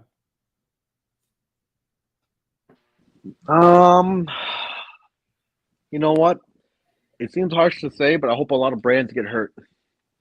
A lot of brands need to be gut checked, and not in the way like it's gotta hurt. not in the way that they'll go bankrupt, but like Longines, Tag Heuer, Oris. These brands need to be checked into place. They need to get back in line. All right, they're not luxury brands. They're fake luxury. They need to get back down to the bottom leagues where they belong. This whole bullshit of we want $5,000, $4,000 for a watch that's maybe worth no more than $500. Get the fuck out of here, Maron. Right. A really, really nice tag should fit on a young person's credit limit on their credit card. Like, we don't send them back home and then they're thinking about the platinum then they'll save up for an actual really good watch. No, it needs to be something they can dine and dash. That could be, actually, that's a very interesting way to think about it. I would love to think about this on a live stream, when you next jump on, what could be an interesting price range for people to get into sort of entry-level luxury wristwatches, and how would one envision taking further steps, as one goes through collecting watches. But yeah, I mean, it's look, Longines and Tissot actually among Swatch Group brands, of course, not to forget Hamilton, actually provide a lot of value before you even get to 1,500 to 2,000, right? Below 2K, there's a lot in Tissot's lineup, in Longines lineup, in Hamilton's lineup that can please a lot of different kinds of people, and that can appeal to, you know, young and old, men and women. I think those are some great brands, and the fact that a lot of them beat with Powermatic 80 is nothing to sneeze at either. So I do like those brands. It's, for me, it's more like, you know, more when you get to the Tag Heuer, Oris, that kind of price range, that things don't necessarily reconcile in terms of pricing and the value provided, especially when you look at the prices on the secondary market. But yeah, it's gotta hurt, and it's gotta hurt not only the customer but also the companies as well. That's what Meech leaves us with. Nick Butter will sign off with this. I'm back. Had to check on my cake. Hey, hopefully soon enough I'll be checking on someone else's cake. Maybe the higher price means you stand out from the crowd. I think, you know, look, a lot of luxury watch collectors, they don't always talk about it. Of course, not everyone focuses on it. Not everyone foregrounds it. Not everyone mentions it and is obvious about it as Meech, but that's part of what people do collecting luxury watches, right? You do bank on the exclusivity. You do bank on the fact that, hey, you know, subconsciously or not, I have spent this kind of money on something that's absolutely not needed. You know, that's absolutely superfluous. But yes, the prices are ridiculous overall. All right. Thank you, guys. I'll see you tomorrow. It was great to be back with you, with all the panelists and all the people in the chat. And once again, thank you, Nick Butter, for the super chat. I appreciate you. I'll see you tomorrow. Until then, I bid you adieu. Take care.